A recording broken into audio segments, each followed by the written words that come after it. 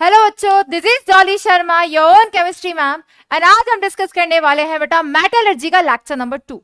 Last class में हमने इस चैप्टर को स्टार्ट कर दिया था बेटा, और जो चीजें हमने कवर कर ली थी उसको मैं एक बार जल्दी से आपको क्विकली रिवाइज करवा देती हूँ। क्या क्या रिवाइज कर लिया था बेटा? तो कहानी अब तक क्या है बेटा, क्विक रिकैप कर लेते हैं जल्दी से। हमने लास्ट क्लास में पढ़ा था कि इस चैप्टर में हमें पढ़ना क्या है। क्या हमने पढ़ा था बेटा? कि मेटलर्जी हम किसे कहते हैं? किसी भी मेटल को जब हम एक्सट्रैक्ट करते हैं फ्रॉम वेरियस मेथड, उसे हम मेटलर्जी बोलते हैं। हमने पता किया ओर्स क्या होती है, मिनरल्स क्या होते हैं, जहां से हम मेटल्स को प्रॉफिटेबली एक्सट्रैक्ट कर सकते हैं इजीली, उन्हें हम ओर्स बोलते हैं। All ores are minerals but all minerals are not ores. फिर हमने डिस्कस किया था बेटा कुछ टर्म्स के बारे में। फॉर एग्जाम्पल स्लैग किसे कहते हैं, फ्लक्स किसे कहते हैं, गैंग्यू किसे कहते हैं। ये टर्मोलॉजी बार बार यूज होगी तो हमें क्लियर होना चाहिए बेटा। गैंग्यू और मैट्रिक्स किसे कहते हैं बेटा? जो कि इनफ्यूजिबल इंप्योरिटीज हैं, वो इंप्योरिटीज जो कि मेल्ट नहीं हो सकती है, जो कि फ्यूज नहीं हो सकती है, वो इंप्योरिटीज जो ओर के साथ होती हैं। तो उन इंप्योरिटीज को अगर हमें ओर से रिमूव करना है तो हमें कोई ऐसा सब्सटेंस ऐड करना पड़ता है जो उन इनफ्यूजिबल इंप्योरिटीज को क्या कर दे, फ्यूज कर दे। उसके लिए क्या करना पड़ेगा? मेल्ट करना पड़ेगा। तो उसके लिए हम जो सब्सटेंस यूज करते हैं उसे हम कहते हैं फ्लक्स। फ्लक्स दो तरीके के थे, acidic, basic. Acidic flux use करते हैं अगर इंप्योरिटी बेसिक है तो, और बेसिक फ्लक्स यूज करते हैं अगर इंप्योरिटी एसिडिक है तो। और ये दोनों मिलकर जिस फ्यूजिबल सब्सटेंस का फॉर्मेशन करते हैं उसे हम कहते हैं स्लैग, राइट? ये टर्मोलॉजी हमने डिस्कस की थी। रेस्ट मैंने आपसे कहा था कि मेटलर्जी में हमारे पास 4 इंपॉर्टेंट स्टेप्स है। क्या है बेटा? मेटलर्जी, मेटल को जो हम एक्सट्रैक्ट करते हैं, हमारे पास कौन कौन सी 5 इंपॉर्टेंट स्टेप्स है बेटा? नंबर वन था बेटा हमारे पास पल्वराइजेशन। क्या था बेटा? पल्वराइजेशन। पल्वराइजेशन में हमने क्या देखा? हमने ओर को कलेक्ट कर लिया और उसे पीस लिया, मिक्सी में पीस लिया, ग्राइंडिंग कर लिया, क्रश कर लिया। वो पार्ट था बेटा पल्वराइजेशन। ओर को कलेक्ट कर लिया। जब हमने ओर को कलेक्ट किया तो उसके साथ इंप्योरिटीज भी प्रेजेंट है ही। तो सेकेंड स्टेप क्या होता है बेटा? सेकेंड स्टेप होता है हमारे पास that is enrichment of ore. क्या होता है बेटा? एनरिचमेंट ऑफ ओर, और we can say it beneficiation of ore. Clear? ये हम लास्ट क्लास में डिस्कस कर रहे थे। यहां पे हम क्या करते हैं? यहां पर हम ओर को प्योर करते हैं, मेटल को नहीं, ओर को प्योर करते हैं। थर्ड स्टेप हमारे पास होता है, हमने ओर प्योर ऑब्टेन कर ली है तो conversion of ore into oxide. हम ओर को ऑक्साइड में कन्वर्ट करते हैं। क्यों कन्वर्ट करते हैं? क्योंकि अगर मेटल हमारे पास ऑक्साइड फॉर्म में है तो उसे रिड्यूस करके मेटल ऑब्टेन करना इजी हो जाएगा। ठीक है, तो conversion of ore into oxide third step था। और फोर्थ इंपॉर्टेंट स्टेप क्या है बेटा हमारे पास? रिडक्शन। ये जो हमारे पास मेटल ऑक्साइड है, इन्हें रिड्यूस करके हम क्या ऑब्टेन कर लेंगे बेटा? इन्हें रिड्यूस करके हम मेटल ऑब्टेन कर लेंगे। And fifth and the last and the most important step that is refining. यहां से क्वेश्चन सबसे ज्यादा आए हुए बेटा, इसलिए मैंने बोला मोस्ट इंपॉर्टेंट। सीधे सीधे पूछा गया वॉन आर्कल मेथड, मॉन्स प्रोसेस। तो this chapter is all about these 5 steps. Flow chart should be clear. फिर हमने पढ़ा था बेटा पल्वराइजेशन क्या होता है। ठीक है, क्या होता है बेटा पल्वराइजेशन? क्रश कर लिया, ग्राइंड कर लिया। सेकेंड स्टेप में ओर को प्योर करने के लिए हमारे पास फर्दर 2 मेथड थे बेटा। कौन कौन से मेथड थे बेटा? पहला फिजिकल मेथड और दूसरा था हमारे पास केमिकल मेथड। फिजिकल मेथड हमारे पास फर्दर क्लासिफाई हुआ था। कैसे बेटा? नंबर वन क्या था बेटा? कल ही पढ़ा है हमने, दैट इज हैंड पिकिंग। हाथ से साफ कर लिया हमने ओर को। सेकेंड मेथड हमने पढ़ा था बेटा मैग्नेटिक सेपरेशन मेथड। क्या था बेटा magnetic separation method? Magnetic separation method में हम क्या कर रहे थे? जो ओर है या इंप्योरिटी है, दोनों में से एक का नेचर मैग्नेटिक होगा और दूसरे का नेचर नॉन मैग्नेटिक होगा। उसके लिए हम मैग्नेटिक सेपरेशन मेथड प्रिफर करते हैं। थर्ड हमने पढ़ा था बेटा हाइड्रोलिक वॉशिंग, जिसे हम लेविगेशन भी बोलते हैं, जिसे हम ग्रेविटी सेपरेशन मेथड भी कहते हैं। Clear? And the fourth step जो हमने पढ़ा था, इंपॉर्टेंट भी है बेटा, जिसका नाम था फ्रोथ फ्लोटेशन प्रोसेस। क्लियर? तो कल मैंने आपको बेटा फ्रोथ फ्लोटेशन प्रोसेस समझा दिया था पूरा। क्या समझाया था बेटा?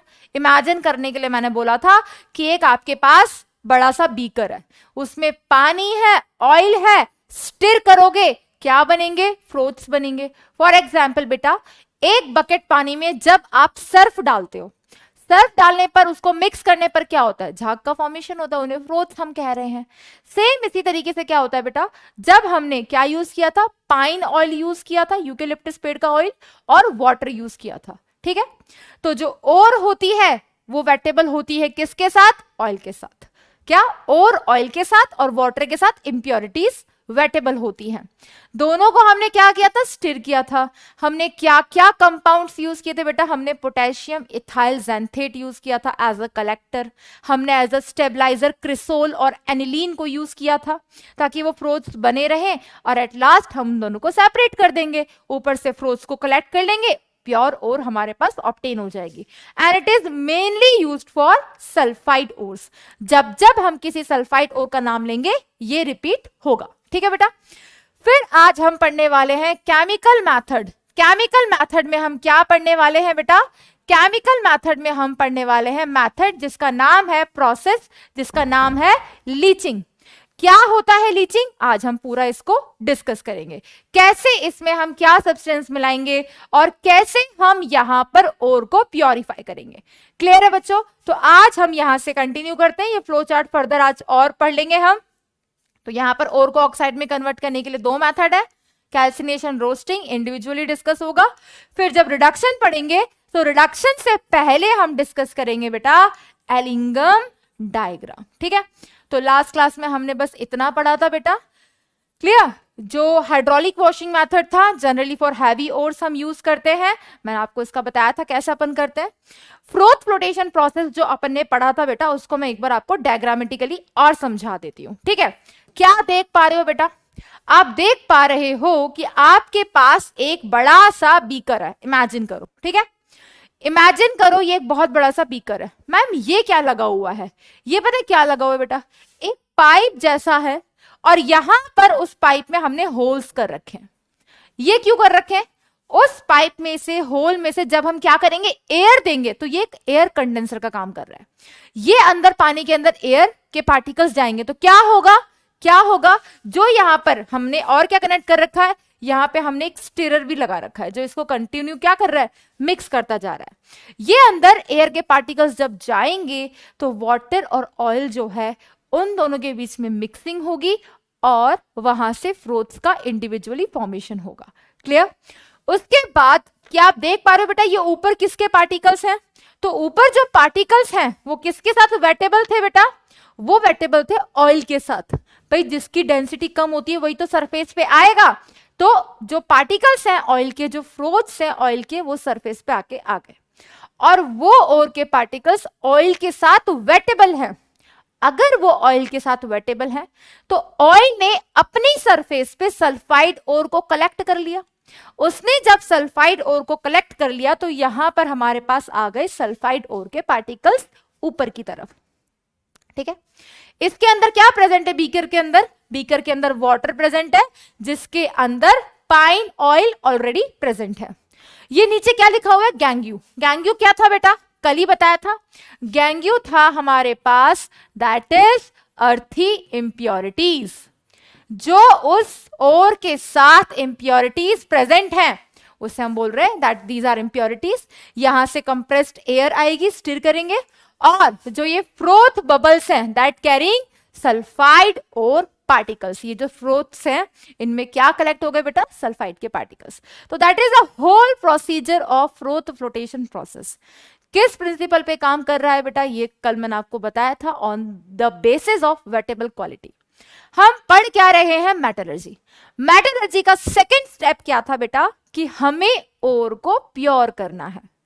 ओर को प्योर करने के दो मेथड थे, फिजिकल, केमिकल। फिजिकल में सबसे पहले पढ़ा हैंड पिकिंग, फिर हमने पढ़ा मैग्नेटिक सेपरेशन मेथड, फिर हमने पढ़ा hydraulic washing, and the last one कौन सा है बेटा? That is froth flotation process.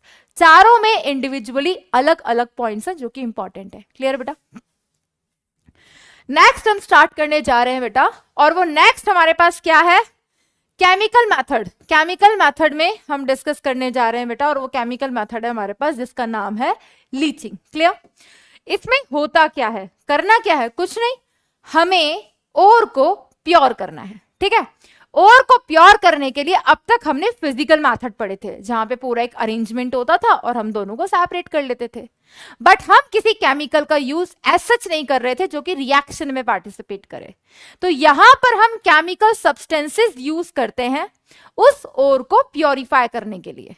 और ये किस प्रिंसिपल पे काम करता है बेटा? ये इस प्रिंसिपल पे काम करता है कि जो ओर है जिसके साथ इंप्योरिटीज प्रेजेंट हैं, वो ओर जिसके साथ इंप्योरिटीज प्रेजेंट हैं, हम उसमें किसी एसिड, बेस या कोई और रिएजेंट हो सकता है, उसके साथ रिएक्शन करवाएंगे। तो हमारे पास ओर किस फॉर्म में आ जाएगी बेटा? ओर हमारे पास आ जाएगी सॉल्यूबल फॉर्म में, और इंप्योरिटीज जो आ जाएंगी वो हमारे पास आ जाएंगी इनसॉल्युबल फॉर्म में। बहुत ही सिंपल सा फंडा है। क्या किया हमने भाई ओर जिसके साथ इंप्योरिटीज प्रेजेंट थी और दोनों आपस में मिक्स थी, तो हम लैब में प्रैक्टिकल परफॉर्म नहीं करते थे, हम प्रेसिपिटेट बनाते थे, इनसॉल्युबल सब्सटेंस बनाते थे। तो यहां पर भी हम कोई ऐसा रिएजेंट मिलाएंगे जिससे ओर हमारे पास सॉल्युबल फॉर्म में आ जाए और इंप्योरिटी हमारे पास कैसे आ जाए बेटा? इंप्योरिटी हमारे पास आ जाए इनसॉल्युबल फॉर्म में, वो अलग से कलेक्ट हो जाएगा। तो ये हमारे पास ओर थी जो कि सॉल्युबल फॉर्म में थी, एक्वस फॉर्म में, और ये हमारे पास इंप्योरिटीज है जो कि कैसे है बेटा? इनसॉल्युबल फॉर्म में है। क्लियर? तो यहां पर हम ये किस किस के लिए यूज करते हैं बेटा? ये हम यूज करते हैं एल्यूमिनियम के लिए, सिल्वर के लिए और गोल्ड के लिए। यानी कि वो ओर्स जिनमें मेटल एल्यूमिनियम हो, जिनमें मेटल गोल्ड हो, जिनमें मेटल सिल्वर हो, उनके लिए हम लीचिंग मेथड यूज करते हैं उन ओर्स को प्योरीफाई करने के लिए। इस बात को ध्यान से समझना बेटा, टर्म्स तब ज्यादा क्लियर होंगी कि हम अभी ओर को प्योर कर रहे हैं। किससे बेटा? ओर को। फिजिकल मेथड हम डिस्कस कर चुके, हम केमिकल मेथड डिस्कस कर रहे हैं। तो क्या फंडा है लीचिंग का बेटा? इसमें सिंपली वो ओर जिसके साथ इंप्योरिटीज प्रेजेंट होती हैं, हमने कोई कैसा केमिकल मिलाया कि ओर हमारे पास सॉल्युबल फॉर्म में आ जाती है और जो इंप्योरिटी है वो इनसॉल्युबल फॉर्म में आ जाती है। तो हमें याद क्या रखना है? हमें याद रखना है कि हम कब कौन से कंपाउंड को ऐड कर रहे हैं, किस टाइम पे। क्लियर बेटा? सबसे पहले देखेंगे यहां पर जो प्रोसेस है उसका नाम क्या है बेटा? बेयर्स प्रोसेस, क्योंकि इसके लिए हमारे पास अलग अलग नेम्ड प्रोसेस हैं। और ये प्रोसेस पता है किस पे डिपेंड करती है? इन प्रोसेस में डिफरेंस सिर्फ दो चीजों का है। पता है किस चीज का डिफरेंस है? पहला, कौन सा रिएजेंट मिलाया गया, कौन सा रिएजेंट मिलाया गया उस ओर को सॉल्युबल फॉर्म में कन्वर्ट करने के लिए। जो रिएजेंट मिलाया गया वो याद रखना है, प्लस दूसरी चीज क्या याद रखनी है बेटा? दूसरी चीज आपको याद रखनी है कि कौन सी टाइप की इंप्योरिटी कौन से ओर में प्रेजेंट थी। राइट? सबसे पहले बात कर रहे हैं बेटा bears process for red bauxite. किसके लिए यूज होता है बेटा? This method is used for red bauxite. अब रेड बॉक्साइट ये किसकी ओर का नाम है, हमें ये भी पता होना चाहिए। कल हमने बहुत सारी ओर्स के नेम रिकॉल किए थे। कौन कौन सी ओर्स थी बेटा जो हमने लास्ट क्लास में डिस्कस किया था? हेमेटाइट डिस्कस किया था, मैग्नेटाइट डिस्कस किया था, इप्सम सॉल्ट डिस्कस किया था, इंडियन सॉल्ट पीटर, चिले सॉल्ट पीटर। हमने इंडियन सॉल्ट पीटर, चिले सॉल्ट पीटर डिस्कस नहीं किया था, वो मैं बाद में करवाऊंगी, बट रेस्ट हमने जितनों का भी नेम लर्न किया था उनको, टिनस्टोन हो गया, वॉल्फ्रामाइट हो गया, राइट? ये सारी चीजें हमको याद रखनी है। जिंक ब्लेंडे, ठीक है, और गैलेना, ठीक है, ये सारी चीजें हमें याद रखनी है। तो रेड बॉक्साइट, इसमें कौन सी इंप्योरिटीज प्रेजेंट होती है बेटा? इसमें आयरन की जो इंप्योरिटीज प्रेजेंट होती हैं वो होती हैं Fe2O3 फॉर्म में। किसमें बेटा? Fe2O3 फॉर्म में। हमें इन इंप्योरिटीज को रिमूव करना है। अब हमें इन इंप्योरिटीज को अगर रिमूव करना है तो मैंने क्या बोला कि ये लीचिंग मेथड जो है एक सिंगल प्रिंसिपल पे वर्क करता है कि आपकी जो ओर है जिसके साथ इंप्योरिटीज प्रेजेंट हैं उसमें एक ऐसा रिएजेंट मिलाया जाए, उस रिएजेंट के मिलाने पर जो ओर है वो सॉल्युबल फॉर्म में आ जाएगी और जो इम्प्योरिटी है वो इनसॉल्युबल फॉर्म में सेपरेट हो जाएगी। सिंपल, ठीक है। अब यहां पर जो हमारे पास ओर थी, जिस ओर का नाम क्या है, रेड बॉक्साइट। क्या फॉर्मूला देख पा रहे हो बेटा, Al2O3.2H2O। तो यहां पर हमने किसका यूज किया बेटा, यहां पर हमने यूज किया है NaOH का। और NaOH हमने कितना लिया, NaOH हमने लिया है इधर 45%। जब हमने इस रेड बॉक्साइट जो कि एल्यूमिनियम की ओर है उसमें हमने NaOH मिलाया, NaOH मिलाने पर हमने टेम्परेचर कितना दिया है बेटा, टेम्परेचर हमने दिया है 200 से 250 डिग्री सेल्सियस। इतना टेम्परेचर देने पर हमारे पास एक कंपाउंड फॉर्म हुआ, उसका नाम क्या है, सोडियम मेटा एल्यूमिनेट, NaAlO2। यहां पर हमारे पास और सॉल्युबल फॉर्म में आ गई है, राइट। अब क्या किया जाए, अब हमने ये जो हमारे पास आया सोडियम मेटा एल्यूमिनेट, इसका हमने वाटर के साथ रिएक्शन करवाया। क्यों, क्योंकि अब हमें वाटर का एक्सट्रैक्शन करना है, ठीक है। और हमने यहां पे क्या मिक्स किया बेटा, हमने यहां पे मिक्स किया है एल्यूमिनियम हाइड्रोक्साइड।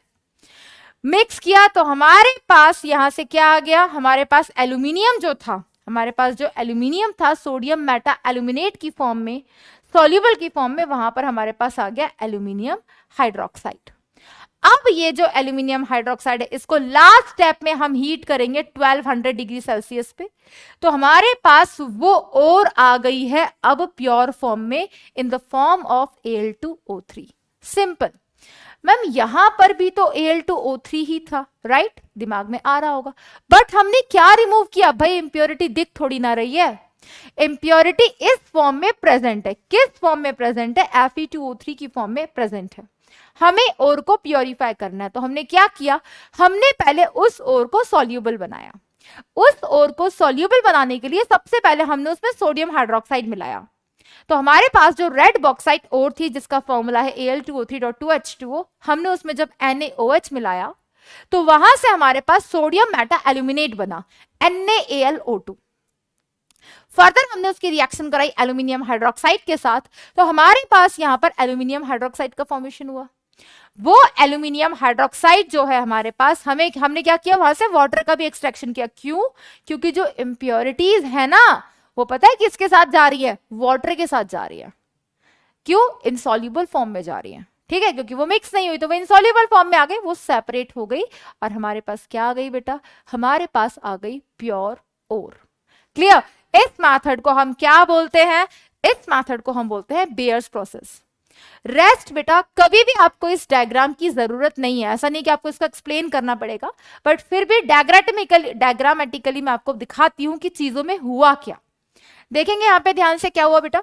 सबसे पहले हमारे पास क्या प्रेजेंट था, क्या देख पा रहे हो बेटा, यहां पर हमारे पास बॉक्साइट ओर प्रेजेंट है। क्या प्रेजेंट है बेटा, बॉक्साइट ओर प्रेजेंट है। क्या फॉर्मूला बताया मैंने उसका, मैंने फॉर्मूला बताया उसका Al2O3.2H2O। क्लियर। ये हमारे पास रेड बॉक्साइट है। क्लियर।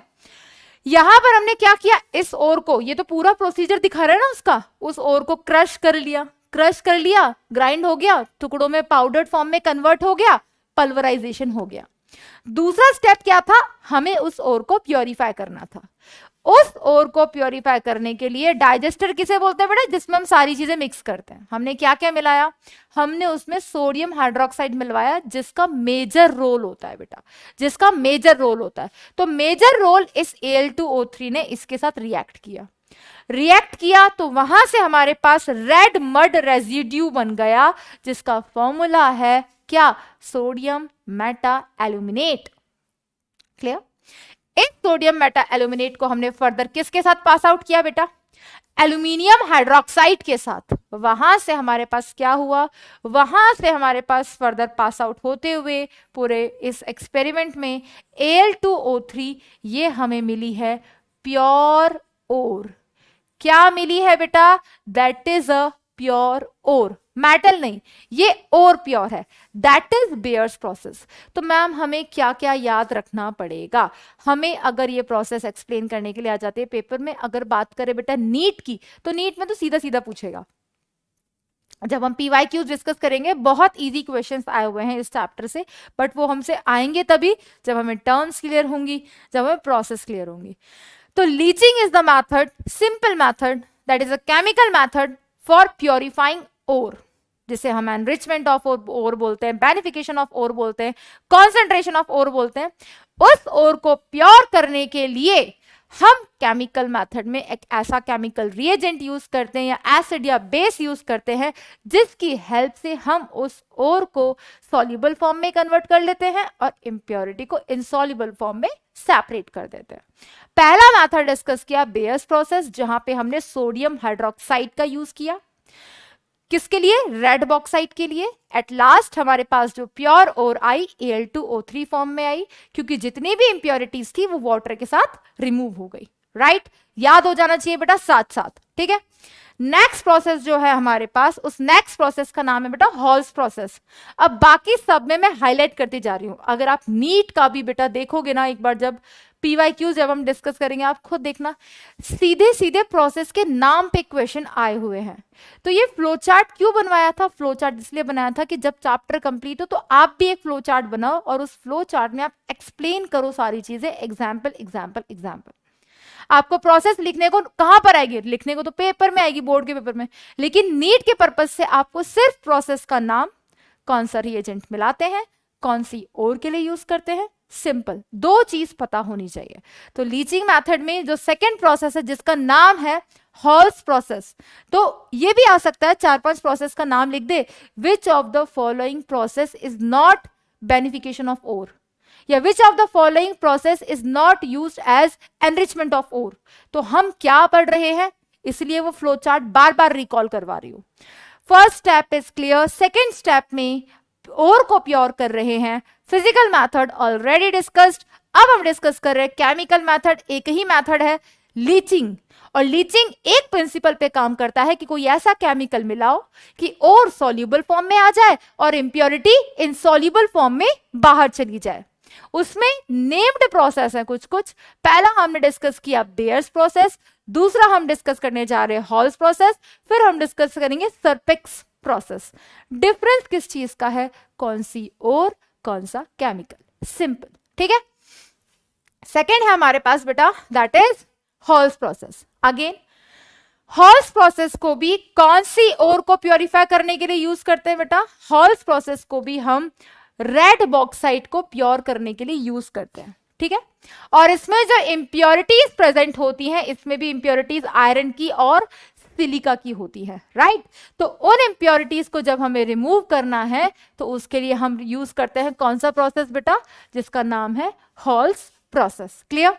यहां पे हम कौन सा केमिकल यूज कर रहे हैं? Na2CO3, यानी कि इस वाली ओर में हम मिक्स करेंगे Na2CO3 को, उसे सॉल्युबल फॉर्म में कन्वर्ट करेंगे। सॉल्युबल फॉर्म में कन्वर्ट करने के बाद हमारे पास इंप्योरिटी इनसॉल्युबल फॉर्म में सेपरेट हो जाएगी, राइट। यस बेटा। नेक्स्ट मेथड है हमारे पास जिसका नाम है दैट इज सरपेक्स प्रोसेस। क्या नाम है बेटा? Serpeck's process. क्या होता है Serpeck's process? Again flow chart नहीं बोलना है। Serpeck's process again a process for purifying a ore via chemical method named as leaching. ये यूज होता है बेटा व्हाइट बॉक्साइट के लिए। किसे? व्हाइट बॉक्साइट के लिए। जैसे कि ऊपर के दोनों प्रोसेस रेड बॉक्साइट के लिए यूज होते हैं, ये व्हाइट बॉक्साइट के लिए यूज होता है। और यहां पे इंप्योरिटीज किसकी प्रेजेंट होती हैं? सिलिका की। और सिलिका किस फॉर्म में यहां पर प्रेजेंट होता है? सिलिका यहां पर प्रेजेंट होता है SiO2 की फॉर्म में। क्लियर? यहां पर हम किसका यूज करते हैं बेटा? यहां पर हम कोक का और नाइट्रोजन का यूज करते हैं। क्या करेंगे ये कोक और नाइट्रोजन? अगेन सेम फंडा, प्रिंसिपल वही, कंसेप्ट नया है, बस मेथड का नाम नया है। जस्ट बिकॉज जिस ओर के लिए कर रहे हैं, जिस केमिकल को यूज कर रहे हैं, फंडा सेम है। क्या? उस ओर में जो इंप्योरिटीज प्रेजेंट हैं, कोई ऐसा केमिकल एजेंट मिलाया जाए, कोई ऐसा केमिकल रिएजेंट मिलाया जाए कि और हमारे पास कलेक्ट हो जाए सॉल्युबल फॉर्म में, और जो उसकी इंप्योरिटीज है वो सेपरेट हो जाए इन इनसॉल्युबल फॉर्म। सिंपल? यस बेटा। तो यहां पर सर्पर्क्स मेथड जो है, यहां पर हम कोक और नाइट्रोजन का यूज करते हैं, इनको मिक्स करते हैं और उसको और को सॉल्युबल फॉर्म में कलेक्ट करते हैं और इंप्योरिटीज सेपरेट हो जाती हैं। राइट, देखेंगे बेटा तीनों रिएक्शंस। हमारे पास व्हाइट बॉक्साइट थी, हमने यहां पर कोक बोले तो कार्बन और नाइट्रोजन का यूज किया, दोनों को रिएक्ट जब करवाया तो किसका फॉर्मेशन हुआ बेटा, यहां से फॉर्मेशन हुआ एल्यूमिनियम नाइट्राइड का। क्लियर? इस एल्यूमिनियम नाइट्राइड को हम फर्दर किसके साथ रिएक्ट करवा रहे हैं, वाटर के साथ। वाटर के साथ रिएक्ट क्यों करवाते हैं भाई, हमें तो ऑलरेडी एनहाइड्रस फॉर्म में चाहिए होता है। वाटर के साथ रिएक्ट इसीलिए करवाते हैं भाई, जब तुम घर पे कपड़े धोते हो, जब एक बकेट में पानी होता है, सर्फ डालते हो और उसके बाद उसको मिक्स करते हो और उसमें गंदे कपड़े डाल देते हो। जब कपड़े अच्छे से तुमने घिस दिए, साफ कर दिए, तो क्या उसके बाद कपड़े सुखा देते हो? नहीं, क्या करते हो, उसको पानी में रिंस करते हो। तो गंदगी कहां निकलती है, पानी के साथ निकलती है। सेम उसी तरीके से हमने ओर में केमिकल तो मिला दिया ताकि हमारे पास और सॉल्युबल फॉर्म में आ जाए, बट उस इंप्योरिटी को रिमूव कैसे करोगे, उसको वाटर के साथ रिएक्ट करवाओगे। वाटर के साथ रिएक्ट करवाओगे, सारी इंप्योरिटीज वाटर के साथ एक्सट्रैक्ट हो जाएंगी, हमारे पास और आ जाएगी। फिर उस और में से वाटर भी रिमूव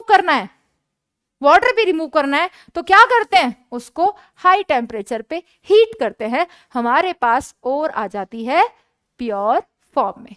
क्लियर हो गया? सिंपल फंडा याद क्या रखना है, कौन सी और कौन सा केमिकल। राइट, बड़ा इजी सा चल रहा है, सब में सेम स्टेप फॉलो हुआ है बेटा।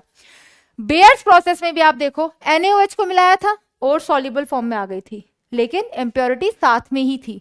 इंप्योरिटी रिमूव करने के लिए पानी में मिलाया तो हमारे पास और आ गई पर हाइड्रेटेड फॉर्म में है। तो हमें वाटर भी रिमूव करना था, तो हमने उसको हाई टेम्परेचर पे हीट किया, हमारे पास और आ गई किस फॉर्म में बेटा, प्योर फॉर्म में, एनहाइड्रस फॉर्म में। वाटर एक्सट्रैक्ट हो गया, वाटर के साथ सारी इंप्योरिटी रिमूव हो गई और में से। ठीक है, सेम एज इट इज ये जो हॉल्स प्रोसेस है, यहां पर हम Na2CO3 यूज करेंगे again for red bauxite, same reactions. वहीं पे Serpeck's method is for white bauxite, यहां पे कार्बन और नाइट्रोजन का यूज किया गया इस ओर को सॉल्युबल फॉर्म में कन्वर्ट करने के लिए। फिर वाटर से रिएक्ट करवाया गया ताकि एक्सट्रैक्ट तो हो हमारे पास, तो ये आया, तो इसमें से वाटर रिमूव करने के लिए हमने फर्दर हाई टेम्परेचर पे हीट किया और किसका फॉर्मेशन हो गया, यहाँ पे फॉर्मेशन हो गया एल्यूमिनियम ऑक्साइड का, हमारे पास प्योर और आ गई। ठीक है बेटा, बढ़ते आगे की तरफ। नेक्स्ट, अब मैंने आपको जब ये बोला था कि लीचिंग मेथड जो है दोनों के लिए यूज होता है, एल्यूमिनियम के लिए भी, सिल्वर के लिए भी और गोल्ड के लिए भी, तीनों के लिए यूज होता है। अभी हमने जो तीनों प्रोसेस यूज किए वो सेम फंडा पे काम कर रहे थे, तीनों के नाम अलग अलग हैं, बट तीनों में केमिकल और ओर का डिफरेंस है। और यहां पे हम अब डिस्कस करने वाले हैं गोल्ड और सिल्वर। तो अब जो गोल्ड और सिल्वर वाला हम यूज करने वाले हैं, देखने में लगेगा कितनी सारी रिएक्शंस है, बट चीजें बहुत आसान है। अगेन एक सेम फंडा पे हम काम करेंगे। हम किस फंडे पे काम करेंगे बेटा, एक कैसा केमिकल रिएजेंट हम मिलाएंगे। हम जब केमिकल रिएजेंट मिलाएंगे तो हमारे पास एक कॉम्प्लेक्स का फॉर्मेशन हो जाएगा, कॉम्प्लेक्स कोऑर्डिनेटेड कंपाउंड को बोलते हैं। वो जो कॉम्प्लेक्स हमारे पास बनेगा, उसके बाद हम उसको एक ऐसे मेटल से रिएक्ट करवाएंगे जो मेटल उनसे ज्यादा रिएक्टिव होगा। और आपने बचपन में डिस्प्लेसमेंट रिएक्शन पढ़ी हुई है। क्या होता है डिस्प्लेसमेंट रिएक्शन में, more reactive metal less reactive metal को डिस्प्लेस कर देता है। तो हमारे पास वो मेटल जो है, जो कि ओर के साथ प्रेजेंट है, वो हमारे पास प्योर फॉर्म में आ जाएगा। अभी हमारे पास क्या है, अभी हमारे पास सिंपली हमारे पास ओर है, उस ओर में प्रेजेंट है इंप्योरिटीज, और हमें उस ओर को क्या करना है, बेटा प्योरीफाई करना है। तो हम उसको प्योरीफाई करने के लिए क्या कर रहे हैं, केमिकल मिला रहे हैं ताकि और सॉल्युबल फॉर्म में आ जाए। यही हमने एल्यूमिनियम के साथ किया, सेम हम करने वाले हैं गोल्ड और सिल्वर के साथ। देखो बेटा, दोनों में केमिकल भी सेम यूज होता है, सोडियम साइनाइड ले दो या पोटेशियम साइनाइड, क्योंकि रोल यहां पर साइनाइड आयन का होता है। देखेंगे बेटा गोल्ड एंड सिल्वर के लिए, अगेन किसी तरह का कंफ्यूजन ना हो, क्या है ये? लीचिंग प्रोसेस है। लीचिंग प्रोसेस किस फंडे पे काम करता है? अभी मैंने बताया, वो और जिसके साथ इंप्योरिटीज है, हमें उन इंप्योरिटीज को रिमूव करना है, तो कोई ऐसा केमिकल हम मिलाएं जिससे और हमारे पास सॉल्यूबल फॉर्म में आ जाए, राइट, और जो इंप्योरिटीज हैं वो इनसॉल्यूबल फॉर्म में सेपरेट हो जाए। क्लियर है बेटा? अब देखेंगे बेटा, इसे हम हाइड्रोमेटलर्जी भी बोलते हैं। हाइड्रोमेटलर्जी क्या होता है बेटा? Hydrometallurgy again extraction of metal में हाइड्रोमेटलर्जी, पायरोमेटलर्जी एंड इलेक्ट्रोमेटलर्जी, 3 तरीके के होते हैं। जो पायरोमेटलर्जी है वहां पे हम हीट करते हैं। जो हमारे पास हाइड्रोमेटलर्जी है ये लो रिएक्टिव मेटल्स के लिए हम यूज करते हैं, like gold and silver. And जो थर्ड वन है हमारे पास, दैट इज इलेक्ट्रोमेटलर्जी, उन्हें हम मोर रिएक्टिव मेटल्स के लिए यूज करते हैं। वो जब आएगा तब हम डिस्कस करते हैं, राइट। यहां पे देखेंगे बेटा हाइड्रोमेटलर्जी भी क्वेश्चन आया हुआ है बेटा। सिल्वर एंड गोल्ड के लिए जो लीचिंग प्रोसेस है हाइड्रोमेटलर्जी भी बोलते हैं, और इसे हम MacArthur Forrest cyanide process भी बोलते हैं। क्या? MacArthur cyanide process. Specially यहां पे साइनाइड आयन का यूज होगा किसके लिए? किसके लिए? ओर को प्योर करने के लिए। क्या क्या फंडा है? Same principle, repeating once again. Ore में जो इंप्योरिटीज प्रेजेंट है उनको सेपरेट करने के लिए एक ऐसा केमिकल मिलाया जाए कि और हमारे पास सॉल्यूबल फॉर्म में आ जाए और इंप्योरिटीज हमारे पास वाटर के साथ एक्सट्रैक्ट आ जाए इनसॉल्यूबल फॉर्म में, उसको रिमूव कर देंगे। इसे साइनाइड प्रोसेस भी बोलते हैं और इसे रिडक्शन मेथड भी बोलते हैं। क्या बेटा? साइनाइड प्रोसेस भी बोलते हैं और इसे हम रिडक्शन मेथड भी बोलते हैं। इस केस में क्या होता है? More electropositive element like zinc that displaces less electropositive element like gold and silver. क्या होगा? मैंने आपको स्टेप बता दिया। स्टेप वन में हम सिंपली इसकी रिएक्शन करवाएंगे किसी ऐसे केमिकल रिएजेंट के साथ जहां ये कॉम्प्लेक्स का फॉर्मेशन कर लेगा। कॉम्प्लेक्स जब हमारे पास बन जाएगा फिर हम इसकी रिएक्शन कराएंगे मोर रिएक्टिव मेटल जिंक के साथ। तो क्या करेगा? इसको डिस्प्लेस कर देगा। देखो बेटा रिएक्शन आपके सामने है, ये है आपके सामने गोल्ड। अब आप बोलोगे मैम प्योर गोल्ड से रिएक्शन करा रहे हो? ना बच्चे ना, ये और है गोल्ड की, फॉर्मूला हम यूज नहीं कर रहे हैं, हम यहाँ पे गोल्ड की और है, उसके साथ हम रिएक्ट करवा सकते हैं। आप KCN भी ले सकते हो, आप NaCN भी ले सकते हो, क्योंकि रोल यहां पे किसका इंपॉर्टेंट है? रोल यहां पे इंपॉर्टेंट है साइनाइड आयन का। वो हमें KCN से भी मिल सकता है, वो हमें NaCN से भी मिल सकता है। फिर वाटर के साथ मिक्स करके इन द प्रेजेंस ऑफ एयर क्या हुआ? मैंने कहा था और सॉल्यूबल कॉम्प्लेक्स का फॉर्मेशन हुआ। क्या कॉम्प्लेक्स है बेटा? इस कॉम्प्लेक्स का नाम क्या है? इसका नाम है बेटा, अगर मान लो NaCN के साथ रिएक्शन करवाई होती तो इसका नाम होता सोडियम ओरोसाइनाइड, और अगर NaCN की जगह KCN से रिएक्शन करवाई होती तो पोटेशियम ओरोसाइनाइड। इसी को देख के आप 4 रिएक्शन और लिख सकते हो। एक बार सिंपली आपने साइनाइड के साथ रिएक्शन करवा ली तो मैंने सिर्फ आयंस को रिप्रेजेंट किया है। अगर हम यहां पे ले लेते बेटा KCN तो ये रिएक्शन क्या होती बेटा? AU plus KCN plus H2O plus O2। ये किसका फॉर्मेशन करता बेटा?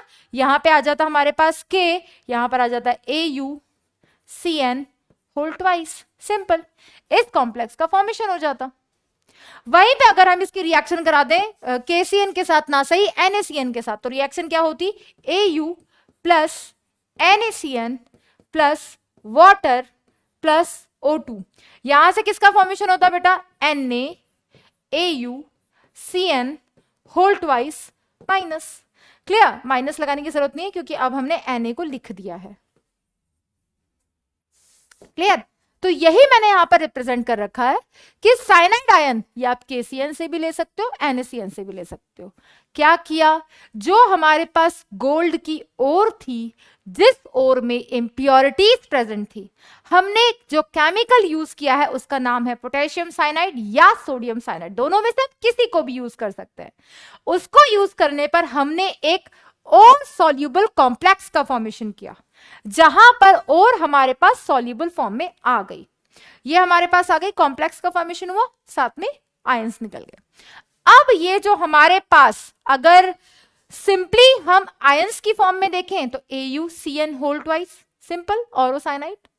अगर पोटेशियम के साथ, पोटेशियम साइनाइड के साथ रिएक्शन करवाई होती तो फिर क्या होता है, पोटेशियम ऑरोसाइनाइड।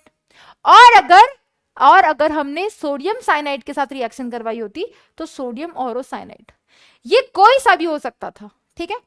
इसकी रिएक्शन जब हम जिंक के साथ कराएंगे तो जिंक पोटेशियम से भी ज्यादा रिएक्टिव है और सोडियम से भी ज्यादा रिएक्टिव है, और अगर दोनों से ज्यादा रिएक्टिव है तो वो क्या करेगा, इस लो रिएक्टिव मेटल को क्या करेगा, डिस्प्लेस कर देगा। तो मोर रिएक्टिव मेटल जब लेस रिएक्टिव मेटल को डिस्प्लेस करता है, तो यहां पे क्या किया, more electropositive element zinc displaces less electropositive like sodium, like silver and gold.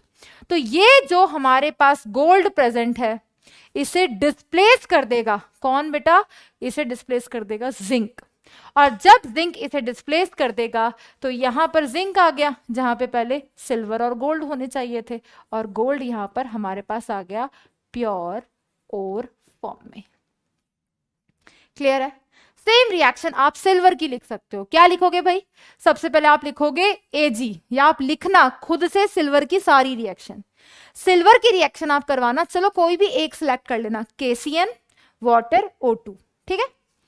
क्या बन जाएगा, यहां पे आपके पास फॉर्मेशन हो जाएगा किसका, अगर आपने KCN लिया है तो potassium silver cyanide. Clear, silver cyanide का फॉर्मेशन हो जाएगा। उसके बाद आप उसकी रिएक्शन किसके साथ करवाओगे, जिंक के साथ। जिंक क्या करेगा, सिल्वर को डिस्प्लेस कर देगा, तो सिल्वर की जगह जिंक आ जाएगा और ये कॉम्प्लेक्स हो जाएगा।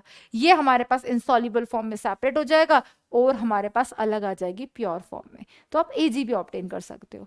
तो लीचिंग मेथड में उस केमिकल का नाम याद रखें जिसे मिक्स करके आपने ओर को सॉल्युबल फॉर्म में और इनसॉल्युबल फॉर्म में इंप्योरिटीज को रिमूव किया। यहां पे वो केमिकल था KCN और NaCN साथ में जिंक। उसने क्या किया, डिस्प्लेस किया लो रिएक्टिव मेटल्स को like silver and gold. Clear, that is method जिसका नाम है मैकआर्थर फॉरेस्ट प्रोसेस। इसे साइनाइड प्रोसेस भी बोलते हैं क्योंकि यहां पर साइनाइड के हेल्प से हमने सॉल्युबल कॉम्प्लेक्स का फॉर्मेशन किया, और हम यहां पर किसे यूज करते हैं बेटा, जिंक को, ये याद रखना। क्लियर, ये थे हमारे पास बेटा लीचिंग के मेथड। नेक्स्ट, अब हम कहां तक पहुंच गए, सीधे उस फ्लो चार्ट पे आती हूँ ताकि आप रिकॉल करते जाओ चीजें। हम क्या पढ़ रहे थे बेटा इस चैप्टर में, हम इस चैप्टर में पढ़ रहे थे पहला, दैट इज पल्वराइजेशन। क्या करते हैं, यहां पर हम ओर को कलेक्ट करते हैं, ओर को कलेक्ट करके पाउडर्ड फॉर्म में कन्वर्ट कर लेते हैं। अब ओर पाउडर्ड फॉर्म में कन्वर्ट हो चुकी, उसके बाद हम कर रहे थे ओर को प्योर। क्या कर रहे थे, जिसको बोलते हैं एनरिचमेंट ऑफ ओर, जिसे हम बोलते हैं बेनिफिकेशन ऑफ ओर, जिसे हम बोलते हैं कॉन्सेंट्रेशन ऑफ ओर। वो ओर अब प्योर हो चुकी। कैसे हो चुकी, उसके हमारे पास दो मेथड थे। Number 1 that is physical, number 2 that is chemical. I am expecting कि मेरे साथ साथ आपको चीजें याद हो रही होगी। फिजिकल में हमारे पास 4 मेथड थे। हैंड पिकिंग, हाथ से साफ कर दिया। Magnetic separation based on the magnetic property of ore and impurity. Hydraulic washing based on specific density, gravity, and the fourth method froth flotation process based on the wettable quality of ore and oil. Right?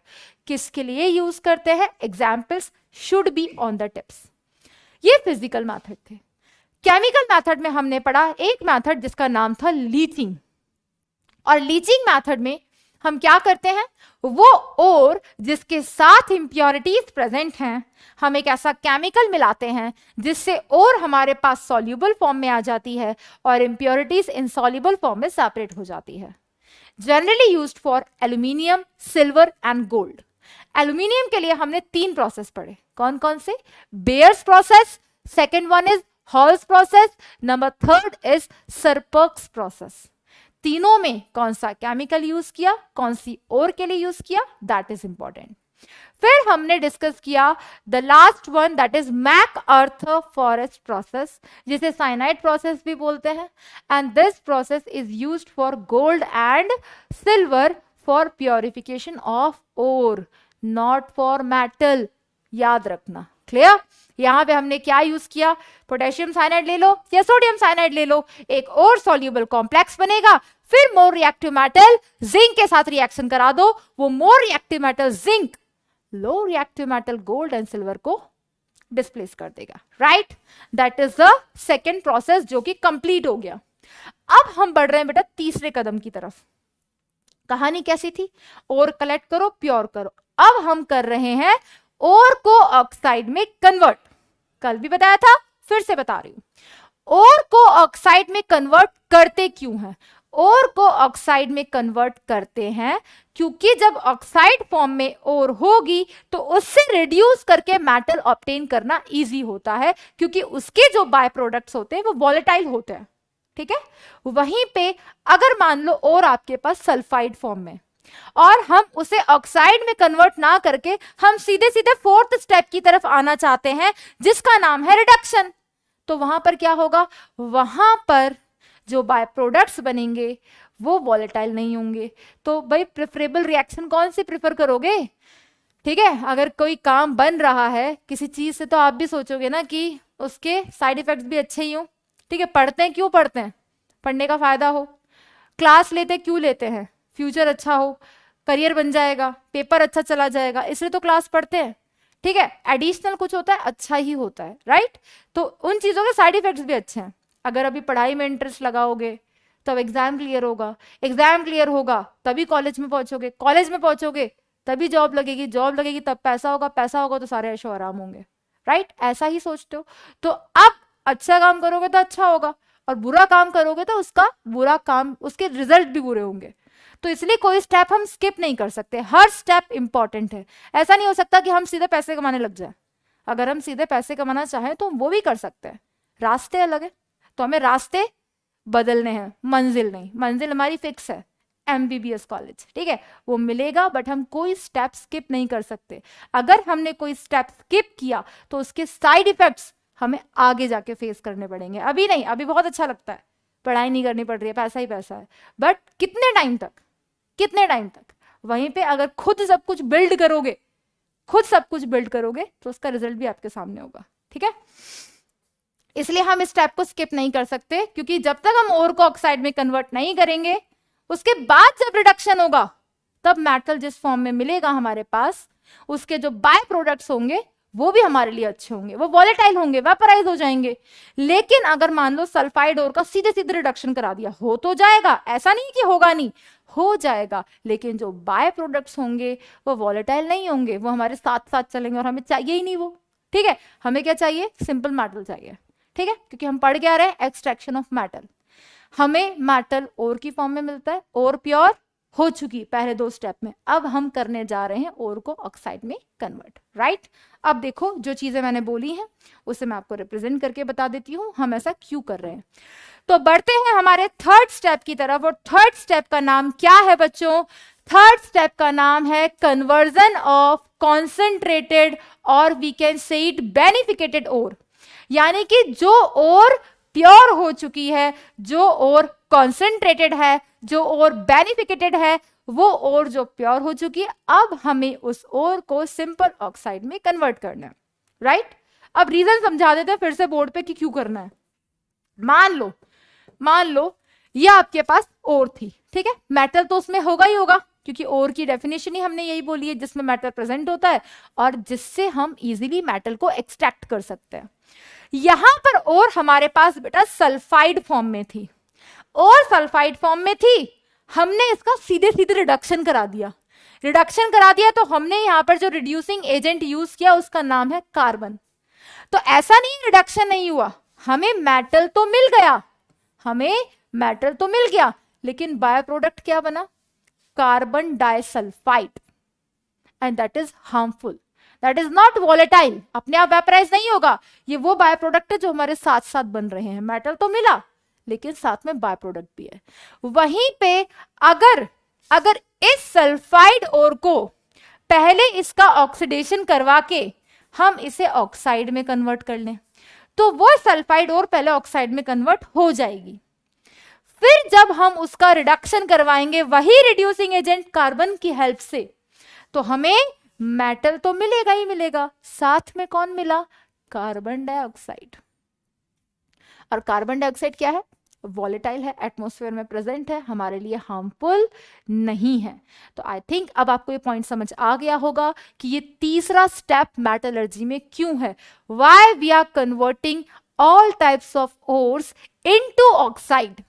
ठीक है, oxide में convert क्यों कर रहे हैं, क्योंकि further जब reduction करवाएंगे तो बाय प्रोडक्ट अच्छा मिलेगा, अच्छा बोले तो वॉलेटाइल मिलेगा जो वेपोराइज हो जाएगा, राइट। तो यहां पर बेटा कोई सी भी ओर हो, पहले हम उसका ऑक्सीडेशन करवाएंगे, और वो ऑक्सीडेशन करवाने के हमारे पास 2 स्टेप है, और उन 2 स्टेप का नाम है कैल्सिनेशन और रोस्टिंग। नई नई टर्म्स, लेकिन अगर टर्म्स क्लियर है तो रटना आसान है। तो तीसरा स्टेप था conversion of ore into oxide, and वो ओर प्योर है। प्योर ओर को ऑक्साइड में कन्वर्ट कर रहे हैं। 2 मेथड है, कैल्सिनेशन, रोस्टिंग। दोनों में मेजर डिफरेंस पता है क्या है? दोनों में मेजर डिफरेंस है यही कि एक O2 की प्रेजेंस में होता है और एक O2 की एब्सेंस में होता है। और दूसरा मेजर डिफरेंस है इनके एग्जाम्पल्स, जो कि आपको याद रखने हैं कि कौन सा मेथड कौन सी ओर के लिए यूज होता है, राइट। तो अब क्या क्या है हमारे पास, that is calcination and roasting. ठीक है, हाईलाइट कर देते हैं इसको। तो आई थिंक आपको अब ये रिएक्शन मैंने यहाँ पे क्यों लिखी है वो समझ आ रहा होगा। यहाँ पे मैं ये बताना चाहती थी बेटा कि जब हमने सल्फाइड ओर के साथ सीधे रिडक्शन करवाया, here RA stands for, here RA stands for reducing agent. किसके लिए यूज कर रहे हैं बेटा? रिड्यूसिंग एजेंट के लिए यूज कर रहे हैं। रिडक्शन करवाया, फॉर्मेशन हो गया कार्बन डाइसल्फाइड का, ये बाय प्रोडक्ट है, ये क्या है अपना बाय प्रोडक्ट है, बट हमें ये नहीं चाहिए, मेटल तो यहां से भी मिला। फिर मैंने आपको बताया कि जब वही सल्फाइड ओर का पहले हमने ऑक्सीडेशन करवाया तो यहां से ये निकल गया और यहां से मेटल ऑक्साइड बन गया। मेटल ऑक्साइड बना, फिर जब उसका रिडक्शन करवाया रिड्यूसिंग एजेंट की प्रेजेंस में तो मेटल तो मिला, साथ में बाय प्रोडक्ट मिला जो कि मोर वॉलेटाइल था, मोर वेपराइजिंग था, तो वो हमारे लिए हार्मफुल नहीं था। तो अब हम पढ़ते हैं बेटा इनके बारे में। Sulfide ores are thermodynamically more stable than carbon disulfide as well as metal oxide. Thermodynamically more stable का मतलब क्या होता है? Thermodynamically more stable का मतलब होता है जो रूम टेम्परेचर पे जिस फॉर्म में एग्जिस्ट करते हैं। थर्मोडायनेमिकली, हम थर्मोडायनेमिकली अगर ऑक्सीजन की बात करें तो ऑक्सीजन गैसियस फॉर्म में एग्जिस्ट करता है, नाइट्रोजन गैसियस फॉर्म में एग्जिस्ट करता है, तो ये इनकी थर्मोडायनेमिकली स्टेबिलिटी है। ठीक है, उसी तरीके से जो सल्फाइड की ओर्स होती है they are quite stable at room temperature. और अगर कोई स्टेबल है तो उस ओर को तोड़ के मेटल को ऑब्टेन करना that is not that much easy. उसके लिए हमें कुछ कन्वर्जन करने पड़ते हैं और वो कन्वर्जन जो हम कर रहे हैं वो हमारे पास रिप्रेजेंटेबल है। तो क्योंकि CO2 जो है वो मोर वॉलेटाइल है CS2 से, CO2 मोर वॉलेटाइल है CS2 से, तो हमें CO2 चलेगा। जब हम आगे जाके रिडक्शन मेथड पढ़ेंगे तो हमारी जो सल्फाइड ओर है पहले वो ऑक्साइड में कन्वर्ट कराई जाए, क्योंकि उससे जो बाय प्रोडक्ट मिलेगा दैट इज मोर वॉलेटाइल। तो हम तो यही देखेंगे ना कि एटमॉस्फेयर के लिए जो हार्मफुल ना हो उस मेथड को हम प्रेफर करें, right. Next, delta not of formation of metal sulphide is not compensated by energy of metal sulfide and coke। अब ये क्या बोल दिया आपने ma'am? 11th class chapter thermodynamics, याद है डेल्टा जी करके एक चीज पढ़ा करते थे आप? Delta G Gibbs free energy, change in Gibbs free energy. और अगर हमें कोई भी थर्मोडायनेमिकल प्रोसेस स्पॉन्टेनियस चाहिए, अगर हमें कोई भी थर्मोडायनेमिकल प्रोसेस स्पॉन्टेनियस चाहिए, पॉसिबल चाहिए, फिजिबल चाहिए, तो इट शुड बी नेगेटिव। तो यहां पर जो डेल्टा जी है ना वो किसकी बात कर रहा है? फॉर्मेशन की। किसके फॉर्मेशन की बेटा? मेटल सल्फाइड के फॉर्मेशन की। उसे हम कंपेंसेट नहीं कर सकते किसके? मेटल सल्फाइड और कोक की एनर्जी से। क्लियर? हेंस इसीलिए हम क्या करते हैं बेटा, पहले sulphides are first converted to को ऑक्साइड, पहले हम उसको ऑक्साइड में कन्वर्ट करेंगे। अगर मेटल सल्फाइड है तो मेटल ऑक्साइड बनाएंगे पहले, and then reduce to metal, और फिर हम उसका रिडक्शन करवा के मेटल का फॉर्मेशन करेंगे। क्योंकि यहां से जो मेटल हमारे पास आएगा वो मेटल तो मिल जाएगा, लेकिन उसके साथ जो बाय प्रोडक्ट आएगा वो कंपैरेटिवली लेस हार्मफुल होगा। क्लियर बेटा? पढ़ते हैं नेक्स्ट, दैट इज, दो मेथड है बेटा हाईलाइटेड, दो मेथड जिनका नाम क्या है, number 1 that is calcination, number 2 that is roasting. मैंने आपको पहले ही बता दिया, दोनों में मेजर डिफरेंस पता है क्या है? मेजर डिफरेंस दोनों में है, हम कर क्या रहे, conversion of ore into oxide. कोई भी ओर हो सकती है, जरूरी थोड़ी है सल्फाइड ही हो, और भी ओर हो सकती है। तो हम सभी तरह की ओर को क्या कर रहे हैं, ऑक्साइड में कन्वर्ट कर रहे हैं, ताकि हम रिड्यूस करके मेटल को ऑब्टेन कर सके, राइट? तो यहां पर दो मेथड है बेटा, calcination, roasting. Major difference, roasted आपने सुना भी होगा, आपने कभी खाया होगा, रोस्टेड पनीर खाया होगा, ठीक है, आपने सुना होगा ना, क्या बोलते हैं, रोस्टेड चिकन भी बोलते हैं अगर कभी खाया हो तो क्या करते हैं वहां पर, कैसे रोस्ट करते हैं, हम उसे फ्यूज नहीं कर रहे हैं पहले, हम उसे सिंपली हम उसे क्या कर रहे हैं, रोस्ट कर रहे हैं। वही रोस्ट यहाँ पे उसका मतलब है, क्या किया हमने, इन प्रेजेंस ऑफ O2 हम उसे हीट कर रहे हैं, simply in the presence of O2 हम सीधे सीधे उसको हीट कर रहे हैं below their melting point. Below their melting point का मतलब है कि वो और टूट ना जाए, वो और फ्यूज ना हो जाए, और हम उसे क्या कर रहे हैं, रोस्ट कर रहे हैं, हीट कर रहे हैं इन द प्रेजेंस ऑफ O2। और कैल्सिनेशन में इन the absence of O2, O2 की एब्सेंस में हम उसे हीट करते हैं। That is used for sulphide ores, rest all ores के लिए हम इसे यूज करते हैं। Simple, that is the minor difference between calcination and roasting. देखेंगे बेटा, that is calcination, heating in absence of, किसकी एब्सेंस में हीट करते हैं, heating in absence of O2, हम इसे O2 की एब्सेंस में हीट करते हैं, that is heating in absence of O2 below their melting point. तो बिलो दियर मेल्टिंग पॉइंट का मतलब आप समझ गए होंगे कि वो फ्यूज ना हो जाए, टूट ना जाए, तब तक हम उसे हीट करते हैं। और यहां पर heating in presence of O2 below their melting point. Clear? यहां पे in the absence, in the presence, in दोनों चीज का मेजर डिफरेंस है।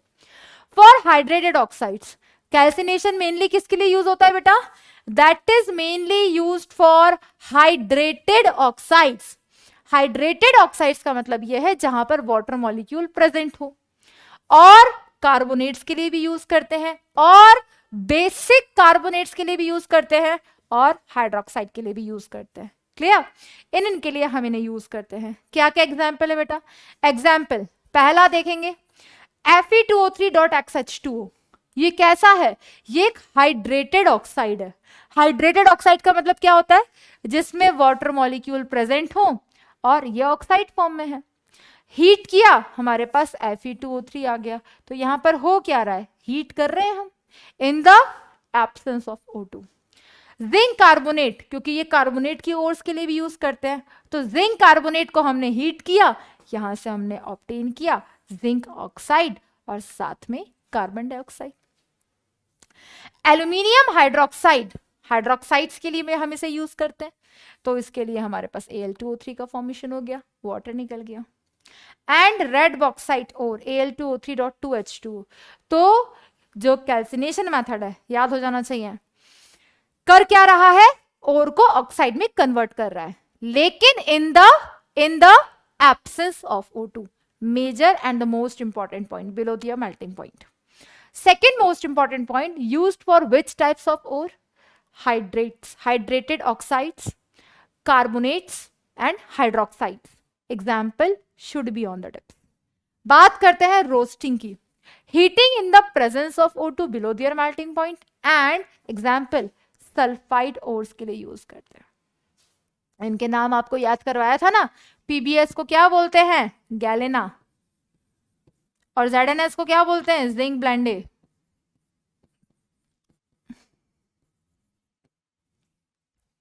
क्लियर? तो ओर्स के जिन जिन के नाम आते जाते हैं उन्हें तो याद करते ही जाया करो। That's all about calcination and roasting. तो जब हम इंडिविजुअली मेटल की मेटलर्जी डिस्कस करेंगे तो वहां पर ये पॉइंट्स आएंगे। Clear? That is a representation. Clear? यहां पर ये रिप्रेजेंट कर रहा है किसे बेटा? कैल्सिनेशन को।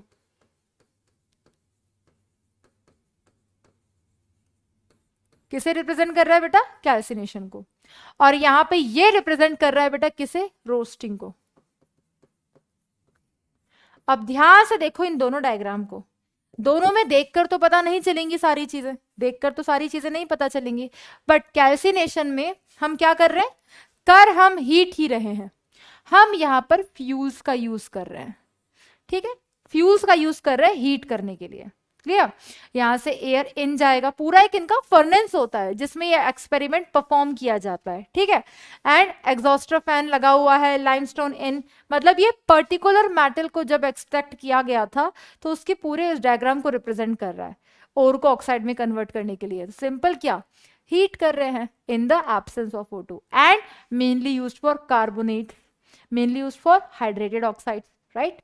रोस्टिंग, रोस्टिंग में क्या करते हैं? हीट करते हैं, लेकिन in the presence of O2, O2 भी प्रेजेंस है, प्रेजेंट है। तो बड़े बड़े फर्नेस होते हैं, नया नया नाम लग जाता है इनका, ब्लास्ट फर्नेस, रिवर्बरेटरी फर्नेस, बेसेमीटर, नाम नए नए हैं, काम तो वही है, कर क्या रहे हैं? सिंपल ओर को पहले ऑक्साइड में कन्वर्ट करते हैं, फिर आगे जाके जो फोर्थ स्टेप हम पढ़ेंगे रिडक्शन, कोई रिड्यूसिंग एजेंट यूज करते हैं, रिड्यूसिंग एजेंट यूज करते हैं, फिर वहां से मेटल ऑब्टेन हो जाता है, ठीक है। तो यहां पे क्या क्या हमने यूज किया है? जब हम ये पता है किसको रिप्रेजेंट कर रहे हैं, ये वाला डायग्राम जो है ये है बेटा मेटलर्जी, मेटलर्जी ऑफ आयरन का। किसा बेटा? मेटलर्जी ऑफ आयरन का। तो वहां पर हम ये सारी चीजें पढ़ने वाले हैं। आयरन जो होता है हमारे पास जिस भी फॉर्म में होता है उसमें हम पहले ओर को लेते हैं, कोक लेते हैं, लाइमस्टोन लेते हैं, तीनों लेते हैं। तीनों को क्यों लेते हैं ये भी बताएंगे, क्योंकि इनमें से एक फ्लक्स का काम करता है, ठीक है। इन तीनों को इसमें लेते हैं, जोन होते हैं इसमें, 4 जोन होते हैं, जहां पर कंबशन होता है, जहां पर रिडक्शन होता है, जहां पर स्लैग का फॉर्मेशन होता है, ये जोन्स होते हैं इनके अलग अलग, ठीक है। तो इनको यूज किया जाता है, बड़े बड़े ब्लास्ट फर्नेस होते हैं जिसके अंदर रोस्टिंग परफॉर्म किया जाता है, ये पूरा इनका अरेंजमेंट होता है, ठीक है बेटा। आ जाते हैं बेटा नेक्स्ट, हमारे पास जो है इन दोनों के बीच में क्या कॉमन चीजें हैं, जो हमने पढ़ा ना कैल्सिनेशन और जो हमने पढ़ा रोस्टिंग, उनमें क्या सिमिलैरिटीज हैं, ठीक है। अभी तक हमने डिफरेंस पढ़ा, 2 ही मेजर डिफरेंस है, in the absence of O2, in the presence of O2, right. A for hydrated oxides, for carbonates, for carbonates, hydrated oxides, hydroxides, और अगर रोस्टिंग की बात करें तो सल्फाइड्स। क्या डिफरेंसेस हैं? दोनों के डिफरेंसेस थे, अब सिमिलैरिटीज। तो दोनों में, कैल्सिनेशन में एंड रोस्टिंग में क्या सिमिलैरिटीज है बेटा? Volatile impurities.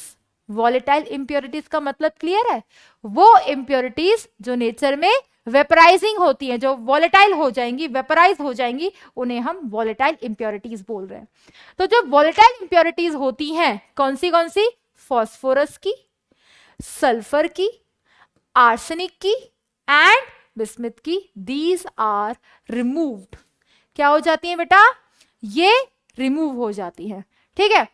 और चेंजेस टू ऑक्साइड, और ऑक्साइड में चेंज हो जाता है, सब में ही और ऑक्साइड में चेंज हो जाता है।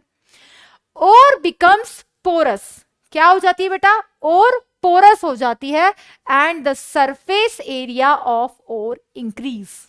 क्या हो जाता है? और का सरफेस एरिया इंक्रीज हो जाता है, ठीक है। और क्या क्या सिमिलैरिटीज है बेटा? टिन स्टोन, कल पढ़ा था हमने इसके बारे में, टिन स्टोन SnO2 को बोलते हैं, कैसेट्राइट भी बोलते हैं इसे। ये एक ऑक्साइड ओर है, एक्सेप्शन, केमिस्ट्री है ना भाई, बिना एक्सेप्शन के कैसे चलेगी। तो टिन स्टोन जो है ये एक ऑक्साइड ओर है, फिर भी इसे रोस्ट किया जाता है। क्या किया जाता है? इसके लिए रोस्टिंग मेथड यूज किया जाता है।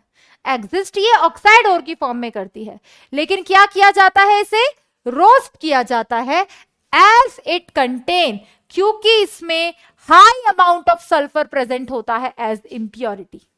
क्या बेटा? High amount of sulphur present होता है as impurity, that's why roasting method use किया जाता है ओर को ऑक्साइड में कन्वर्ट करने के लिए। SO2 gas produced during roasting is used for industrial preparation of sulfuric acid. ये हमने जब H2SO4 डिस्कस किया था P ब्लॉक में, वहां पे भी ये पॉइंट आया था बेटा कि SO2 गैस जो है, जो प्रोड्यूस होती है मेटलर्जी में, मैंने कहा था ना मेटलर्जी में ये आएगा, जहां पर हम इसका यूज करते हैं रोस्टिंग मेथड, वहां से बाय प्रोडक्ट यही होता है, SO2 गैस निकलती है और उस SO2 गैस को यूज किया जाता है सल्फ्यूरिक एसिड को बनाने के लिए। अगर आपको याद आ रहा हो कॉन्टैक्ट प्रोसेस, वहां पे हमने डिस्कस किया था। इन सम केसेस, कुछ केसेस में बेटा मेटल प्रोड्यूस होते हैं during roasting which may leave the furnace if heating is done. कभी कभी ऐसा होता है कि सीधा सीधा मेटल मिल जाता है जब हम उस ओर को ऑक्साइड में कन्वर्ट कर रहे होते हैं, क्योंकि हीट कर रहे होते हैं। बट अगर उसके मेल्टिंग पॉइंट से अबव उसको हीट कर दिया तो वो तो टूट जाएगा, और अगर वो टूट जाएगा तो उस केस में वहां पे क्या होगा, उस केस में सीधा सीधा मेटल मिल जाएगा, राइट। फॉर एग्जाम्पल ये मर्क्यूरिक सल्फाइड था, हीट किया, मर्क्यूरिक ऑक्साइड का फॉर्मेशन हुआ, यहां से हमें सीधा सीधा मरकरी के वेपर्स मिल गए और यहां से O2 गैस रिमूव हो गई। क्लियर बेटा। तो ये कैल्सिनेशन और रोस्टिंग के क्या थे बेटा, कॉमन मेजर पॉइंट्स। अब हम नेक्स्ट स्टेप डिस्कस करने जा रहे हैं and the most important step that is the fourth step. वापस उस फ्लो चार्ट पे आ जाते हैं ताकि आपको चीजें क्लियर हो जाए। क्या स्टेप था बेटा, क्या स्टेप था जिसे हम बार बार आपको हाईलाइट कर रहे हैं। सबसे पहले हमने डिस्कस किया ओर को कलेक्ट करना, फिर हमने उस ओर को क्या कर लिया, प्योर कर लिया। ओर को प्योर कर लिया, अब हमने उस ओर को ऑक्साइड में कन्वर्ट कर लिया। कैसे, कैल्सिनेशन, रोस्टिंग, दोनों के डिफरेंसेस, दोनों के example should be on the tips. अब हम डिस्कस करने जा रहे हैं the fourth method that is reduction, और यहां मैंने ब्रैकेट में लिखा एलिंगम डायग्राम। पता है क्यों लिखा, क्योंकि इस डायग्राम की हेल्प से हमें इजी होगा ये जानना कि कब किसके लिए कौन रिड्यूसिंग एजेंट का काम करेगा। ये चीज हम यहां पे डिस्कस करेंगे, ठीक है। तो ये रिडक्शन मेथड है, इसके लिए हम सबसे पहले समझेंगे क्या, दैट इज एलिंगम डायग्राम, ताकि आपको क्लियर हो जाए बेटा कि कब कैसे कहां पर रिडक्शन होता है। क्लियर है। तो बेटा एलिंगम डायग्राम जो है, अगर हमें समझ में आ जाए कि ये डायग्राम किसके बीच में रिप्रेजेंट किया गया है, तो हम रिडक्शन वाला मेथड जो है, जो कि हमारा फोर्थ स्टेप है, हम फर्स्ट 3 स्टेप क्लियर कर चुके हैं। सबसे पहले हमने पल्वराइजेशन कर लिया, फिर हमने सेकेंड स्टेप में ओर को प्योर कर लिया, फिर हमने ओर को ऑक्साइड में कन्वर्ट कर लिया, और अब हम रिडक्शन की तरफ बढ़ रहे हैं। उससे पहले मैं आपको ये एलिंगम डायग्राम समझा देती हूँ, ठीक है। सबसे पहली और इंपॉर्टेंट बात बेटा कि ये डायग्राम जो बना हुआ है, ये डायग्राम में आपको बहुत सारे स्लोप्स दिखाई दे रहे हैं, और तो छोड़ो आपको बहुत सारी लाइंस दिखाई दे रही होंगी।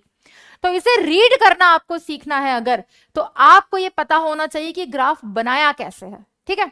तो आपने बेटा 11th क्लास में एक चैप्टर हुआ करता था जिसका नाम था, क्या नाम था बेटा, थर्मोडायनेमिक्स। याद है बेटा,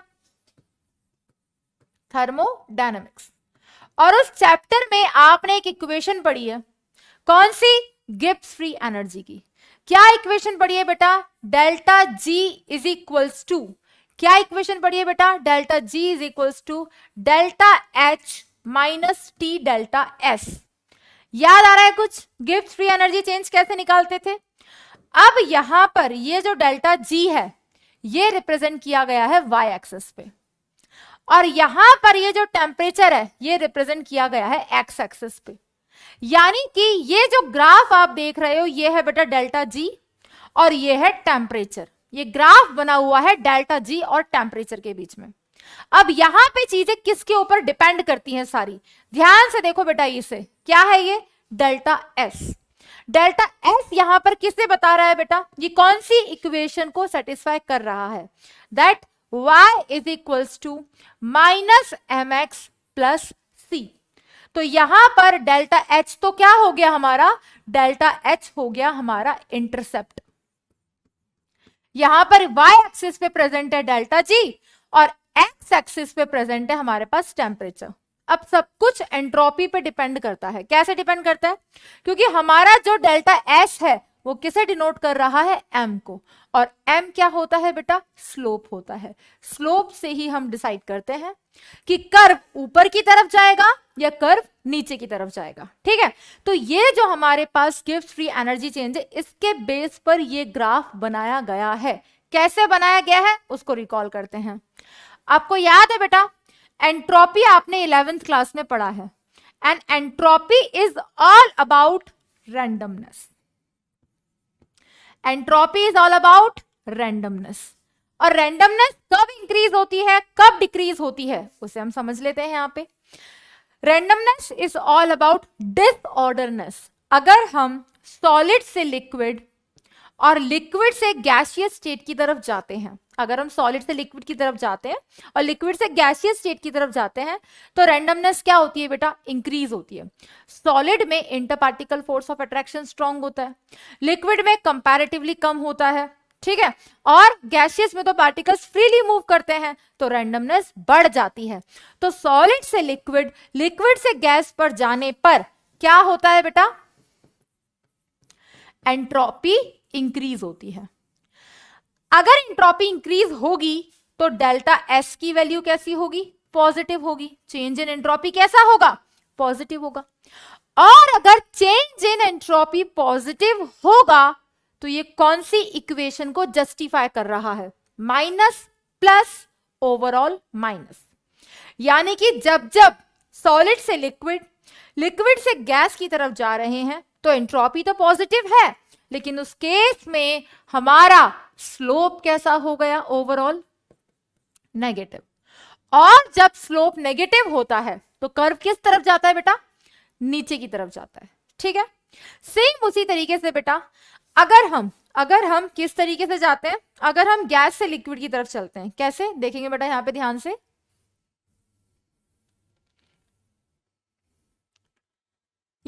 अगर हम यहीं पे देख लेते हैं बेटा, गैस से लिक्विड और लिक्विड से सॉलिड की तरफ जा रहे हैं, तो उस केस में क्या हो रहा है बेटा, उस केस में एंट्रोपी जो है, एंट्रोपी क्या हो रही है बेटा, एंट्रोपी डिक्रीज हो रही है। एंट्रोपी डिक्रीज क्यों हो रही है, स्टेट चेंज हो रहा है, रैंडमनेस कंपैरेटिवली डिक्रीज हो रही है।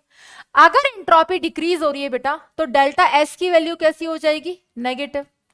और अगर डेल्टा एस नेगेटिव है, इसे हम पुट करें delta G is equals to delta H minus T delta S में, तो यहां पर पुट करने पर क्या आ जाएगा बेटा, delta G is equals to delta H minus T as it is. Delta S हमारे पास नेगेटिव है, तो उस केस में ये सेटिस्फाई करेगा delta H plus T delta S. यानी कि यहां पर स्लोप कैसा हो जाएगा, स्लोप हो जाएगा पॉजिटिव। क्योंकि आपने पढ़ा हुआ है बेटा, जब इक्वेशन होती है y is equals to m x plus c, तो ग्राफ कैसा होता है, ऊपर की तरफ। ये रिप्रेजेंट करता है किसे, इंटरसेप्ट को रिप्रेजेंट करता है।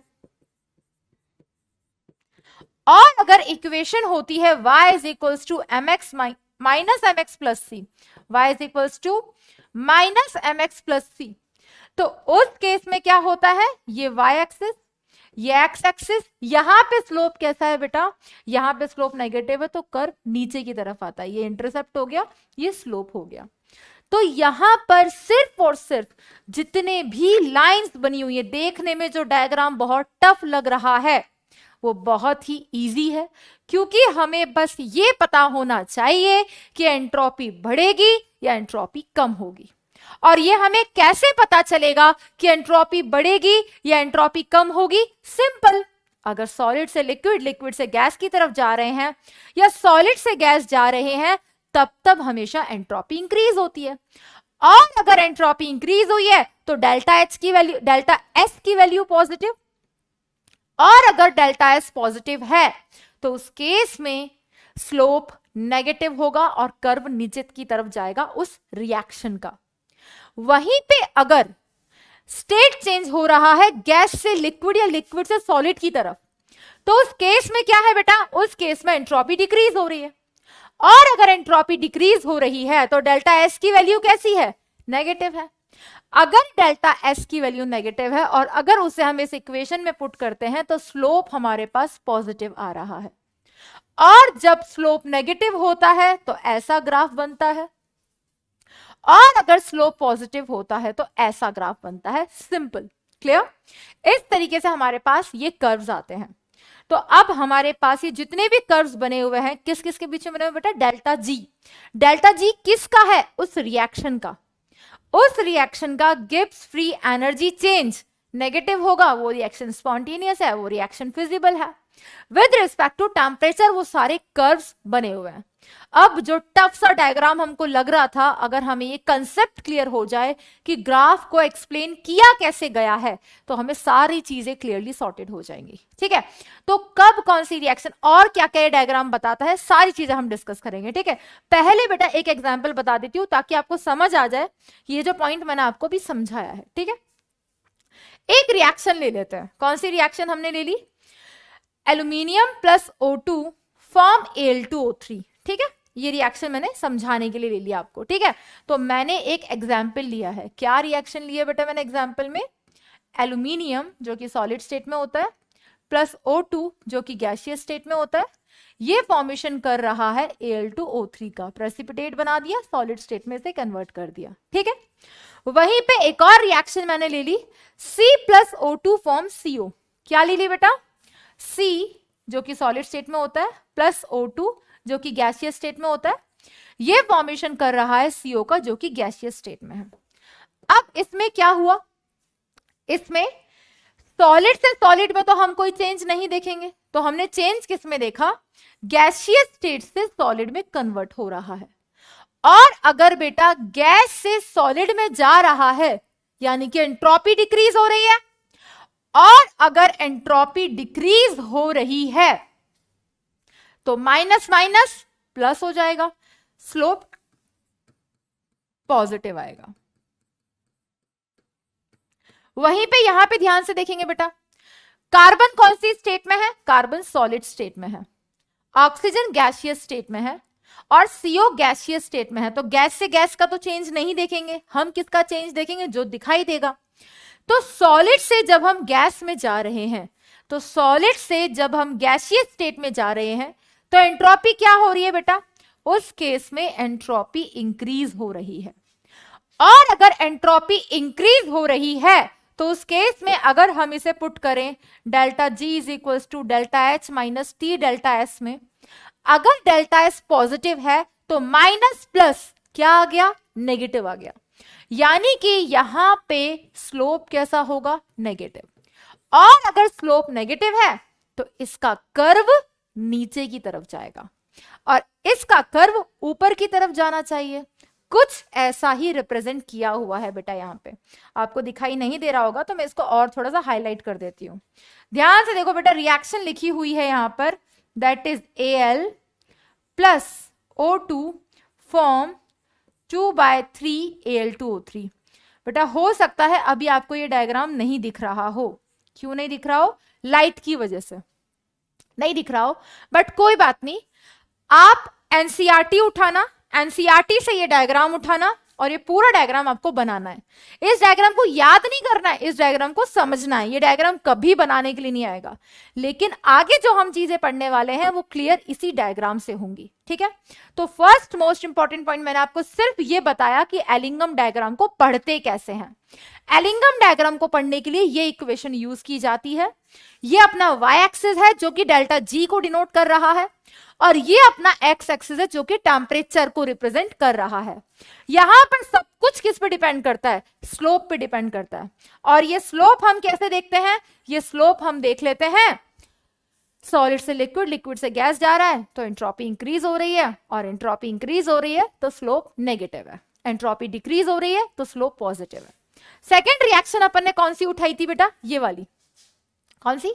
C plus O2 form 2CO। जैसा कि आप देख पा रहे हो, क्या देख पा रहे हो बेटा? सिर्फ इसका स्लोप नीचे की तरफ है। इसका स्लोप नीचे की तरफ क्यों है? अब आपको क्लियर हो गया होगा, क्योंकि यहां पर एंट्रोपी क्या हो रही है? इंक्रीज हो रही है।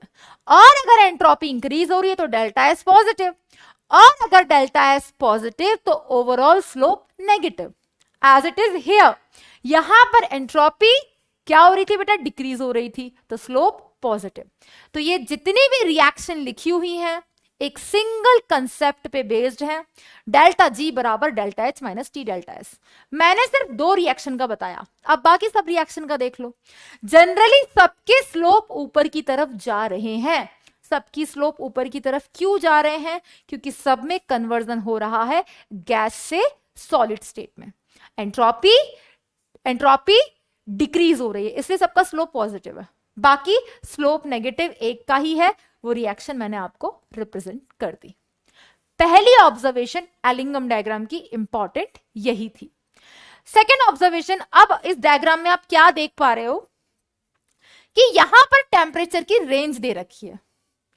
जैसे जैसे टेम्परेचर इंक्रीज हो रहा है, जैसे जैसे टेम्परेचर इंक्रीज हो रहा है, ये डेल्टा एच डेल्टा जी की वैल्यू लेस नेगेटिव होती चली जा रही है। जितना आगे की तरफ हम जाएंगे टेम्परेचर उतना ज्यादा, और डेल्टा जी की वैल्यू उतनी ज्यादा लेस नेगेटिव होती जा रही है।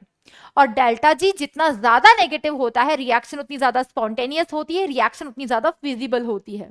तो इस केस में सेकेंड ऑब्जर्वेशन जो है वो ये है कि ये इंटरसेक्शन पॉइंट क्या रिप्रेजेंट कर रहा है, और ये जो सडन इंक्रीज हो रहा है ये क्या रिप्रेजेंट कर रहा है। सेकेंड पॉइंट की बात करते हैं बेटा, कि ये जो सडन इंक्रीज हुआ यहां तक Mg+O2, ये MgO एकदम से ऊपर की तरफ इंक्रीज हुआ, ये रिप्रेजेंट करता है बेटा मेल्टिंग स्टेट को। किसके? जो ऑक्साइड यहां से बना है वो उसकी सडन, ये जो सडन इंक्रीज हुआ है ये रिप्रेजेंट कर रहा है उसकी मेल्टिंग को। क्लियर? नेक्स्ट, ये इंटरसेक्शन पॉइंट क्या रिप्रेजेंट कर रहा है? ये इंटरसेक्शन पॉइंट इन दोनों रिएक्शन के बारे में क्या बताता है, वो तब क्लियर होगा बेटा जब उससे पहले मैं आपको ये बताऊं कि हम यहां पर रिड्यूसिंग एजेंट्स कैसे निकालते हैं। बेटा हर रिएक्शन का डेल्टा जी दिया हुआ है, हर रिएक्शन का डेल्टा जी दिया हुआ है। Delta G is all about spontaneity of a reaction. मैं सिर्फ दो रिएक्शन उठा लेती हूं बेटा, एक ये वाली और एक ये वाली, और उन रिएक्शंस को हमने मान के चला कैसे, हमारे पास यहां से क्या बना बेटा, सेकेंड ऑब्जर्वेशन समझने जा रहे हैं हम, तो उसके लिए देखेंगे यहां पर सेकेंड ऑब्जर्वेशन के लिए। मान लो कोई भी रिएक्शन है A+B फॉर्म C, और दूसरी रिएक्शन है हमारे पास, दूसरी रिएक्शन है D+E दैट गिव्स F। इस रिएक्शन का डेल्टा जी आपको दे रखा है -200, और इस रिएक्शन का डेल्टा जी दे रखा है -300। क्लियर? दोनों रिएक्शन इंडिविजुअली तो स्पॉन्टेनियस थी ही थी। अब यहां पर अगर मैं दोनों रिएक्शन को ऐड कर दूं, तो ऐड करने पर क्या होगा बेटा, रिएक्शन बन जाएगी A+B+D+E that is give C+F, और इसका डेल्टा जी कितना हो जाएगा बेटा, डेल्टा जी आ जाएगा -500। यानी कि रिएक्शन अब भी कैसी है बेटा, रिएक्शन अब भी स्पॉन्टेनियस है, रिएक्शन अब भी पॉसिबल है, और रिएक्शन फिजिबल है। यही पढ़ते थे बेटा थर्मोडायनेमिक्स में। तो जब हमने ये जो रिएक्शन लिखी हुई थी किस तरीके से बेटा, aluminium plus O2 form Al2O3, Mg+O2 form MgO। Clear?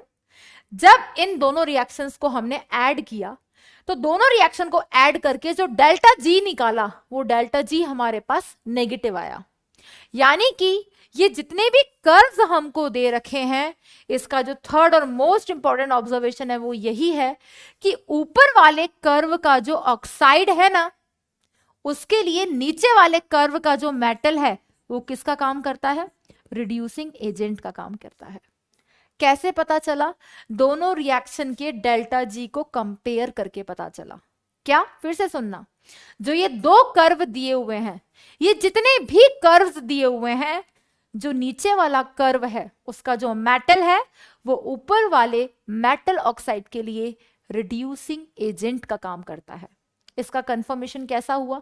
इसका कंफर्मेशन हुआ, इसको हमने रिड्यूसिंग एजेंट अगर मानना है तो हमने दोनों रिएक्शंस को ऐड करके उनका डेल्टा जी निकाला। जो डेल्टा जी यहां पर दे रखा था वो ओवरऑल नेगेटिव आया, एक्सपेरिमेंटल डाटा है। दैट मीन्स कि अगर हम इसको रिड्यूसिंग एजेंट मानते हैं तो ये रिएक्शन पॉसिबल है, ये रिएक्शन फिजिबल है।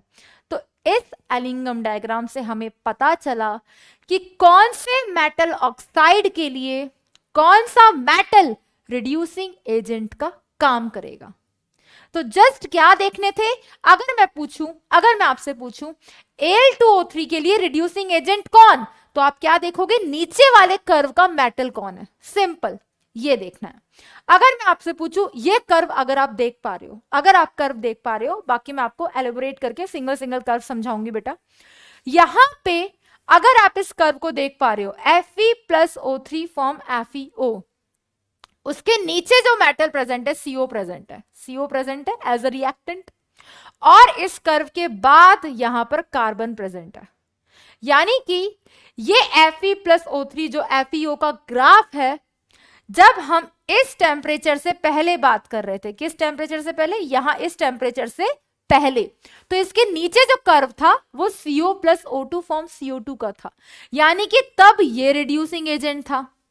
लेकिन आफ्टर दिस टेम्परेचर ये जो कर्व है, ये कर्व तो ऊपर की तरफ जा रहा है, और अब इसके नीचे ये वाला कर्व है, तो उसके लिए reducing agent after this temperature ये है। यानी कि किसी भी मेटल ऑक्साइड को रिड्यूस करने के लिए कौन सा रिड्यूसिंग एजेंट यूज किया गया, वो इस एलिंगम डायग्राम से कंक्लूड किया गया एक्सपेरिमेंटली एंड मैथमेटिकली कैलकुलेट करके। डेल्टा जी अगर ओवरऑल नेगेटिव आया, दैट मीन्स ये रिएक्शन पॉसिबल है, दैट मीन्स ये रिएक्शन फिजिबल है। अब मैं आपको कंक्लूड करके सारे पॉइंट समझा देती हूं। सबसे पहला और मोस्ट इंपॉर्टेंट पॉइंट क्या हमने पढ़ा, ये कर्व किसके ऊपर डिपेंड करता है, delta G is equals to delta H minus T delta S का ग्राफ है, सब कुछ डेल्टा एस पे डिपेंड करता है। अगर डेल्टा एस की वैल्यू नेगेटिव है तो स्लोप हमारे पास पॉजिटिव होगा, अगर डेल्टा एस का वैल्यू पॉजिटिव है तो स्लोप हमारे पास नेगेटिव होगा। क्लियर, ये बात ध्यान रखना है। नेक्स्ट बेटा, सेकंड कंक्लूजन क्या हमने निकाला, सडन इंक्रीज, ये जो सडन इंक्रीज है वो किसे रिप्रेजेंट कर रहा है, मेल्टिंग को रिप्रेजेंट कर रहा है। किसे बेटा, मेल्टिंग पॉइंट हमें यहां से मिल जाएगा। थर्ड बेटा, थर्ड इंपॉर्टेंट कंक्लूजन, अगर हमारे पास इस तरीके से दो कर्व हैं, उस केस में जो नीचे वाला कर्व का मेटल है वो ऊपर वाले कर्व के मेटल ऑक्साइड के लिए रिड्यूसिंग एजेंट का काम करेगा।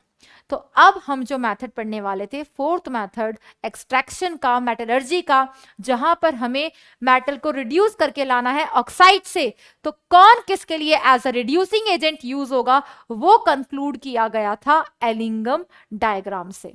और ये एलिंगम डायग्राम जो आपके सामने बना हुआ है, ये एक्सपेरिमेंटल डाटा है जो कि डेल्टा जी और टी के बीच में बना हुआ है। ठीक है, अब देखेंगे बेटा यहां पर और क्या क्या जो मैंने आपको समझाया उसको हम one by one read out करेंगे। ठीक है, ED, ED stands for Ellingham diagram. ठीक है, एलिंगम डायग्राम ऑफ, अब ये डेल्टा जी ऑफ फॉर्मेशन समझ में आ रहा होगा, डेल्टा जी ऑफ फॉर्मेशन किसे रिप्रेजेंट कर रहा है, डेल्टा जी ऑफ फॉर्मेशन यानी कि जो फॉर्मेशन हुआ उसका जो डेल्टा जी है, किसका फॉर्मेशन, ऑक्साइड का।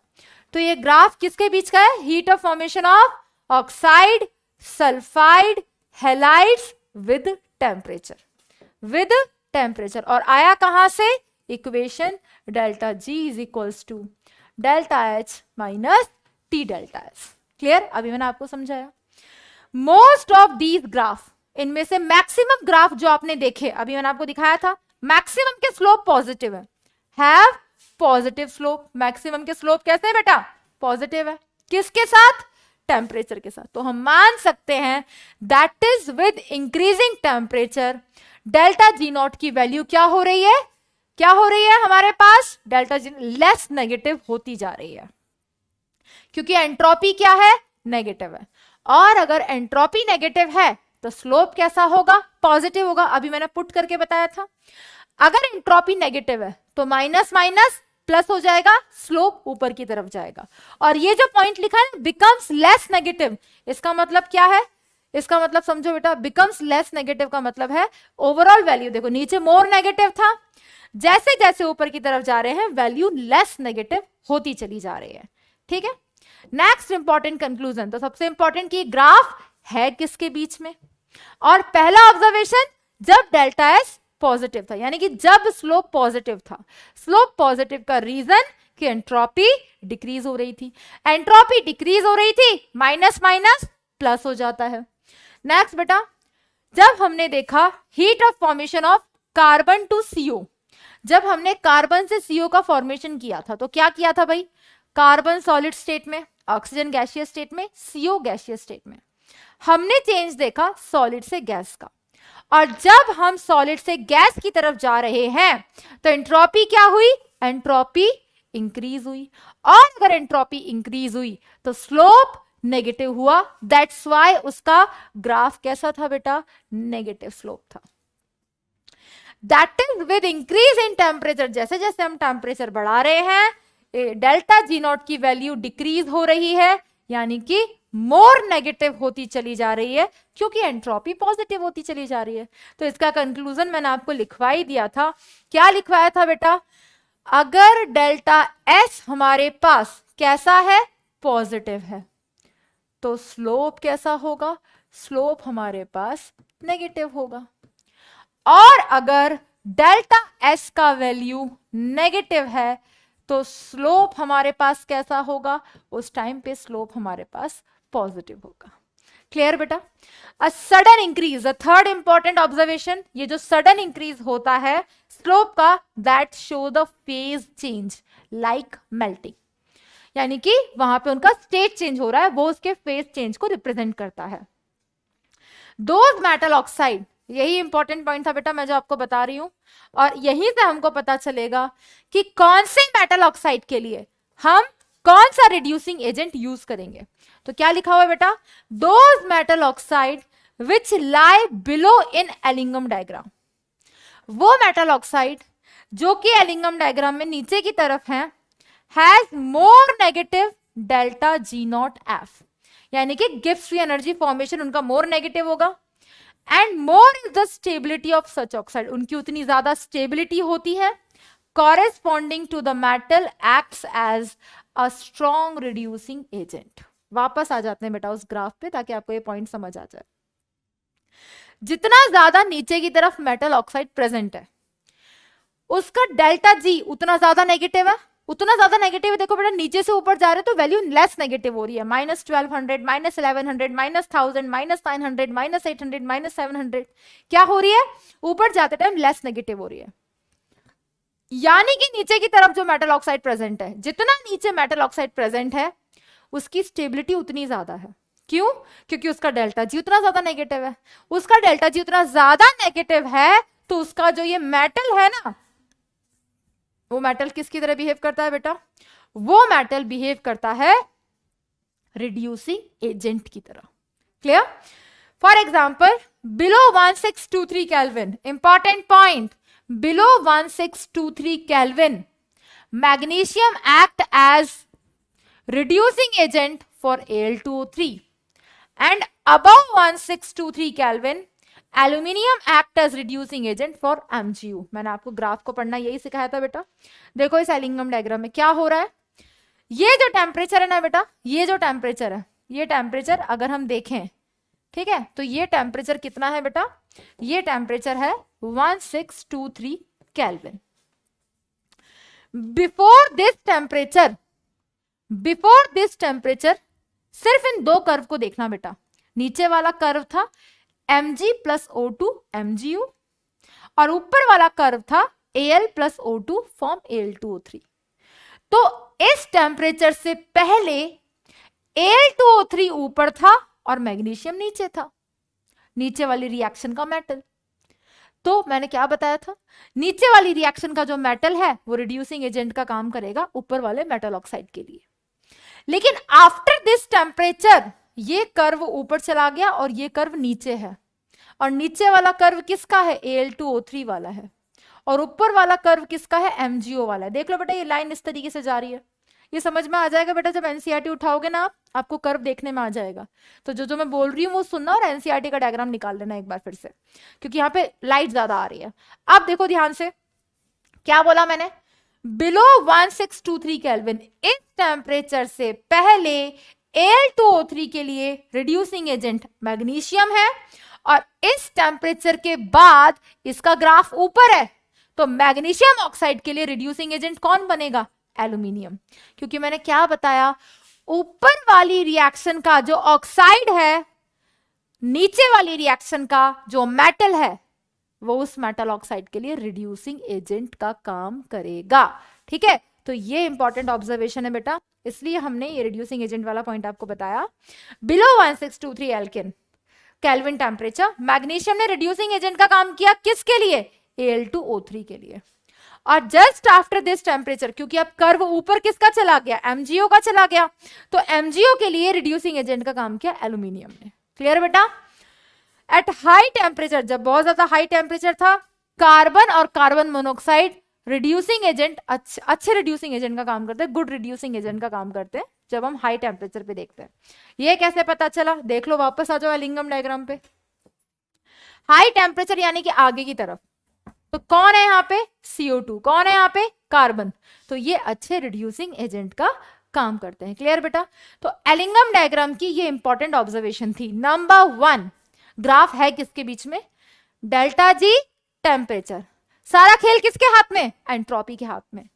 अगर एंट्रोपी पॉजिटिव है, अगर डेल्टा एस पॉजिटिव है, तो स्लोप नेगेटिव, एक ही केस में था, carbon plus O2 form CO2। और अगर एंट्रोपी पॉजिटिव है तो उस केस में तो स्लोप नेगेटिव, और अगर एंट्रोपी नेगेटिव है तो slope positive. First observation. Second, जो सडन इंक्रीज हो रहा है कर्व्स में, वो रिप्रेजेंट कर रहा है फेज चेंज को, वो रिप्रेजेंट कर रहा है मेल्टिंग को। Second important point. Third important point बेटा, कि जो कर्व्स बने हुए हैं on the basis of delta G of formation, जो हमारे पास गिब्स फ्री एनर्जी है फॉर्मेशन का, जैसे हम स्पॉन्टेनिटी बोलते हैं, ये जो हमारे पास है एक्सपेरिमेंटल डेटा है, ये कैलकुलेट करके निकाला गया और कंक्लूड किया गया कि अगर दो कर्व्स हैं ऊपर की तरफ जा रहे हैं, ऊपर वाले कर्व का जो मेटल ऑक्साइड है उसके लिए रिड्यूसिंग एजेंट का काम करेगा नीचे वाले कर्व का मेटल, नॉट मेटल ऑक्साइड। तो वहां से कंक्लूड हुआ, तो बस temperature below temperature above reducing agent change होते चले गए। ये हमारे पास इंपॉर्टेंट कंक्लूजन थे बेटा एलिंगम डायग्राम के। बनाने को कभी भी नहीं आएगा एलिंगम डायग्राम, लेकिन कंक्लूजन्स समझ में आने चाहिए कि ये क्या लिखा हुआ है बेटा। ये आपको अगर समझ में आ गया तो आप खुद लिख सकते हो, ऑब्जर्वेशन समझ सकते हो, और जो अब हम रिडक्शन के मेथड पढ़ने वाले हैं, कब कहां पे क्यों ये रिड्यूसिंग एजेंट यूज हुआ, वो आपको सब समझ में आ जाएगा। ठीक है बेटा, बढ़ते हैं। तो क्या होता है बेटा, देखो एग्जाम्पल्स देख लेते हैं कुछ। एट हाई टेम्परेचर, ये लिखा हुआ था carbon carbon monoxide is reducing agent, ये रिएक्शन हो रही थी बेटा हाई टेम्परेचर पे, इसलिए मैंने ये वाला पॉइंट आपको अलग से लिखवाया है। अब देखो बेटा कुछ कंक्लूजन मैंने, क्योंकि आपको वहां पे दिखाई नहीं दे रहा था एलिंगम डायग्राम, तो इसको अलग से रिप्रेजेंट करके ये पॉइंट समझाने के लिए कि कब कौन किसके रिड्यूसिंग एजेंट का काम करेगा। देखो उस एलिंगम डायग्राम से हमने ये डायग्राम उठाया है, ना मिले तो डिटेल्ड एक्सप्लेनेशन है, वही y एक्सिस पे डेल्टा जी, x एक्सिस पे टेम्परेचर। तो 1123 केल्विन जो टेम्परेचर है ना बेटा, उसके अराउंड ये 3 कर्व निकल रहे हैं। एक कर्व है Fe plus O2 form Fe2O3 का, एक कर्व है CO plus O2 form CO2 का, और एक कर्व है C plus O2 form CO2 का। अगर मैंने नंबरिंग कर दूं तो ये 1 है, ये 2 है और ये 3 है, और आफ्टर दिस टेम्परेचर देखें तो ये 3 है, ये 2 है और ये 1 है।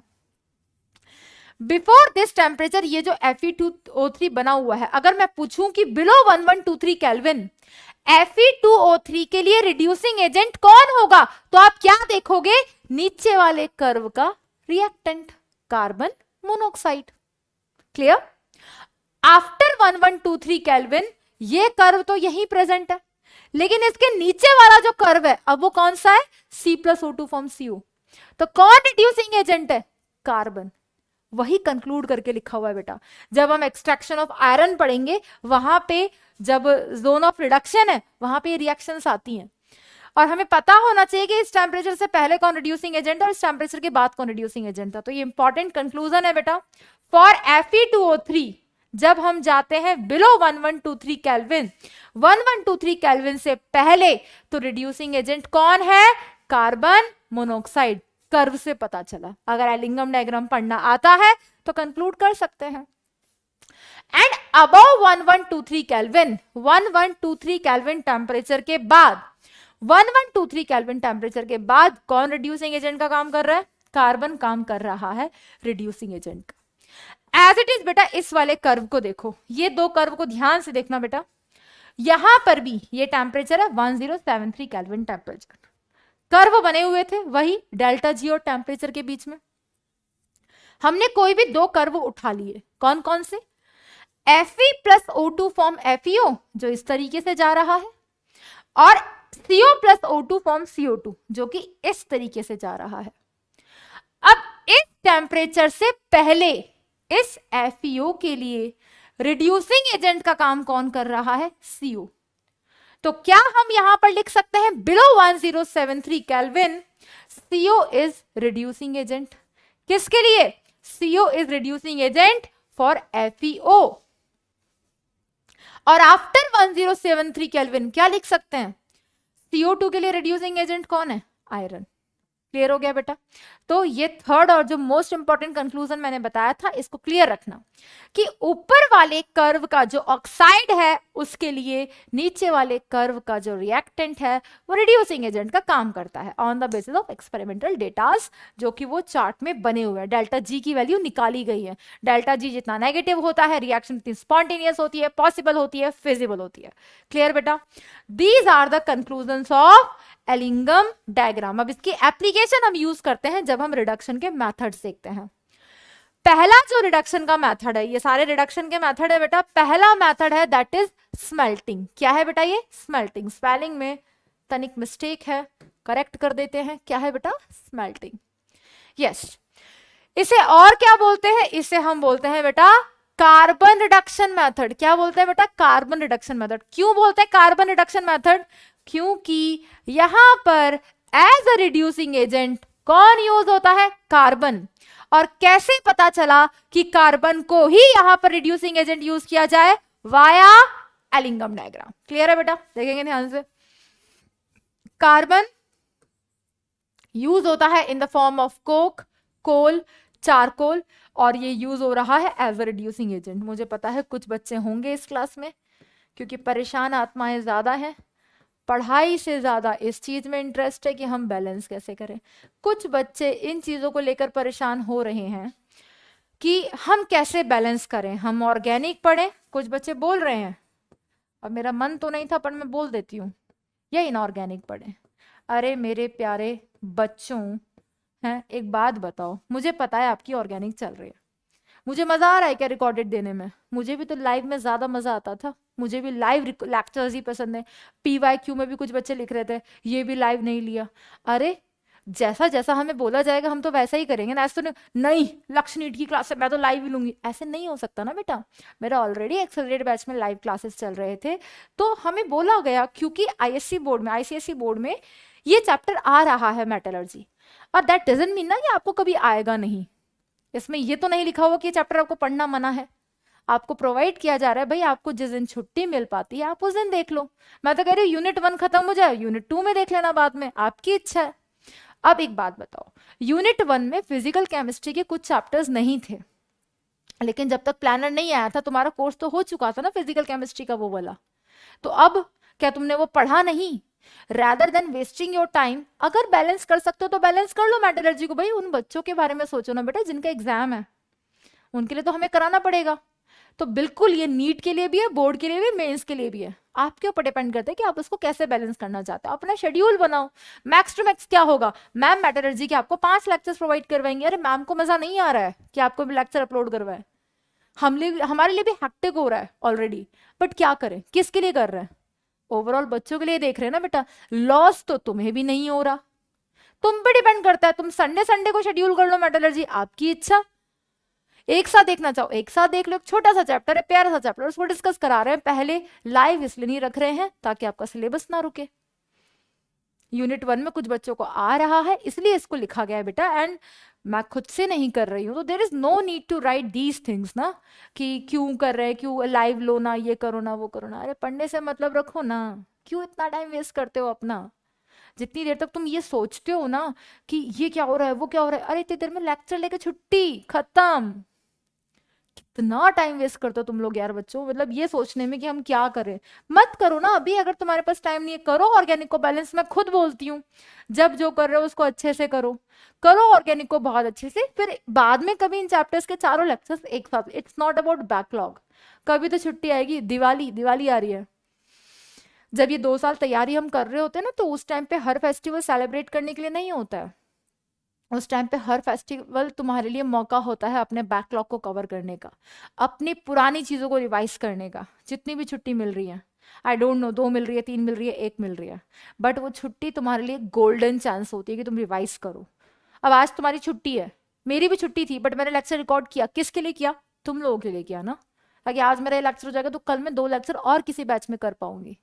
तो हम भी बैलेंस करते हैं बेटा, आप भी इन चीजों को समझा करो और उस चीज का फायदा उठाया करो, अपना फायदा देखा करो, रादर देन कंपेयरिंग थिंग्स कि ये हो जाता वो हो जाता। अरे यार पढ़ने से मतलब रखो ना, पढ़ना है कि तुम्हें दुनिया का ठेका लेना है, नेता बनना है क्या? नेता बनना है तो इस लाइन में मत आओ फिर, ठीक है? तो इस चीज को लेकर परेशान नहीं होना है आपको। अगर शेड्यूल बनवाना है मैम कैसे करें, मैं बोल रही हूँ आपको, अगर आप बैलेंस नहीं कर पा रहे हो ऑर्गेनिक के साथ, थिंग्स आर वेरी इजी, मत करो अभी, जब पढ़ो एक साथ पूरा चैप्टर पढ़ लेना। और जो आईसीएसई बोर्ड वाले हैं या जो कवर कर पा रहे हैं वो बिल्कुल कवर करो, बिल्कुल कवर करो, नथिंग एक्स्ट्रा। एक दिन में 10-10 घंटे पेशेंट देखा करोगे, अभी तो 10 घंटे क्लास भी नहीं ले रहे हो, ठीक है? तो टारगेट बहुत बड़ा है, तो अचीव करने के लिए स्ट्रगल तो करना पड़ेगा बेटा। इस चीज में ये चीज लेकर परेशान मत हुआ करो, फिर वो तुम्हें डिफाइन नहीं करता कि क्या है क्या नहीं है, ठीक है? तो फ्लॉ के पीछे कम भागा करो, अपनी पॉजिटिविटी के पीछे भागा करो कि हमारे काम का क्या है। मैंने पहले भी बोला था सेल्फिश हो जाओ, सेल्फिश हो जाओ, तो 2 साल के लिए सेल्फिश हो जाओ, इतनी मेहनत कर लो कि नेक्स्ट ईयर या कमिंग ईयर या इसी ईयर आप अपने फेवरेट मेडिकल कॉलेज में अपनी फेस्टिवल्स मनाओ, एसएमएस में, मौलाना आज़ाद में, सपने बड़े रखो, ठीक है? बट उसके लिए करना पड़ता है कुछ, टाइम वेस्ट नहीं करना है, टाइम है ही नहीं है वेस्ट करने के लिए। दिवाली आ गई है, दैट मीन्स जैसे ही 12th का सिलेबस खत्म होता है तुम्हें 11th रिवाइज करनी है, और तुम लोग कहाँ परेशान हुए पड़े हो, ये करे वो करे ये करे वो करे, करना सब कुछ तुम्हें ही है। जब तक 12th चल रही है तब अच्छे से 12th करो, फिर 11th का रिविजन जब होगा तो 100% देना है अपना, तभी तो 12th के साथ क्लियर होगा। और सबसे ज्यादा पॉसिबिलिटी होती है 12th के साथ रैंक आने की, ये ध्यान रखना। लास्ट 10 ईयर्स का रिकॉर्ड निकाल के देख लेना, रैंक हमेशा 12th के साथ वाले बच्चे की आई है। तो अपने दिमाग से निकाल देना कि हमें थोड़ा ब्रेक मिलेगा तो हमें चांस मिलेगा तो हम नेक्स्ट ईयर ड्रॉप ले लेंगे, ऑप्शन लेके चलोगे कभी अचीव ही नहीं कर पाओगे जो अचीव करना चाहते हो। ऑप्शन लेके मत चलो, क्लियर 12th के साथ क्लियर करना है, और वो साथ तभी क्लियर होगा, ये छोटी छोटी बातों पे रोने से क्लियर नहीं होगा। ये हो गया वो हो गया, PYQs नहीं लिए कितने बच्चों ने, होशियार बच्चे हैं बहुत ज्यादा पी ब्लॉक के। तो लेक्चर अगर ले रहे हो, अटेंड कर रहे हो, तो 100% अपना क्लास में दो बेटा, ठीक है? देखो बेटा यहाँ पे कौन किसके लिए रिड्यूसिंग एजेंट की तरह यूज होगा। सबसे पहले हमने क्या यूज किया है, स्मेल्टिंग कार्बन रिडक्शन मेथड बोलते हैं बेटा इसे।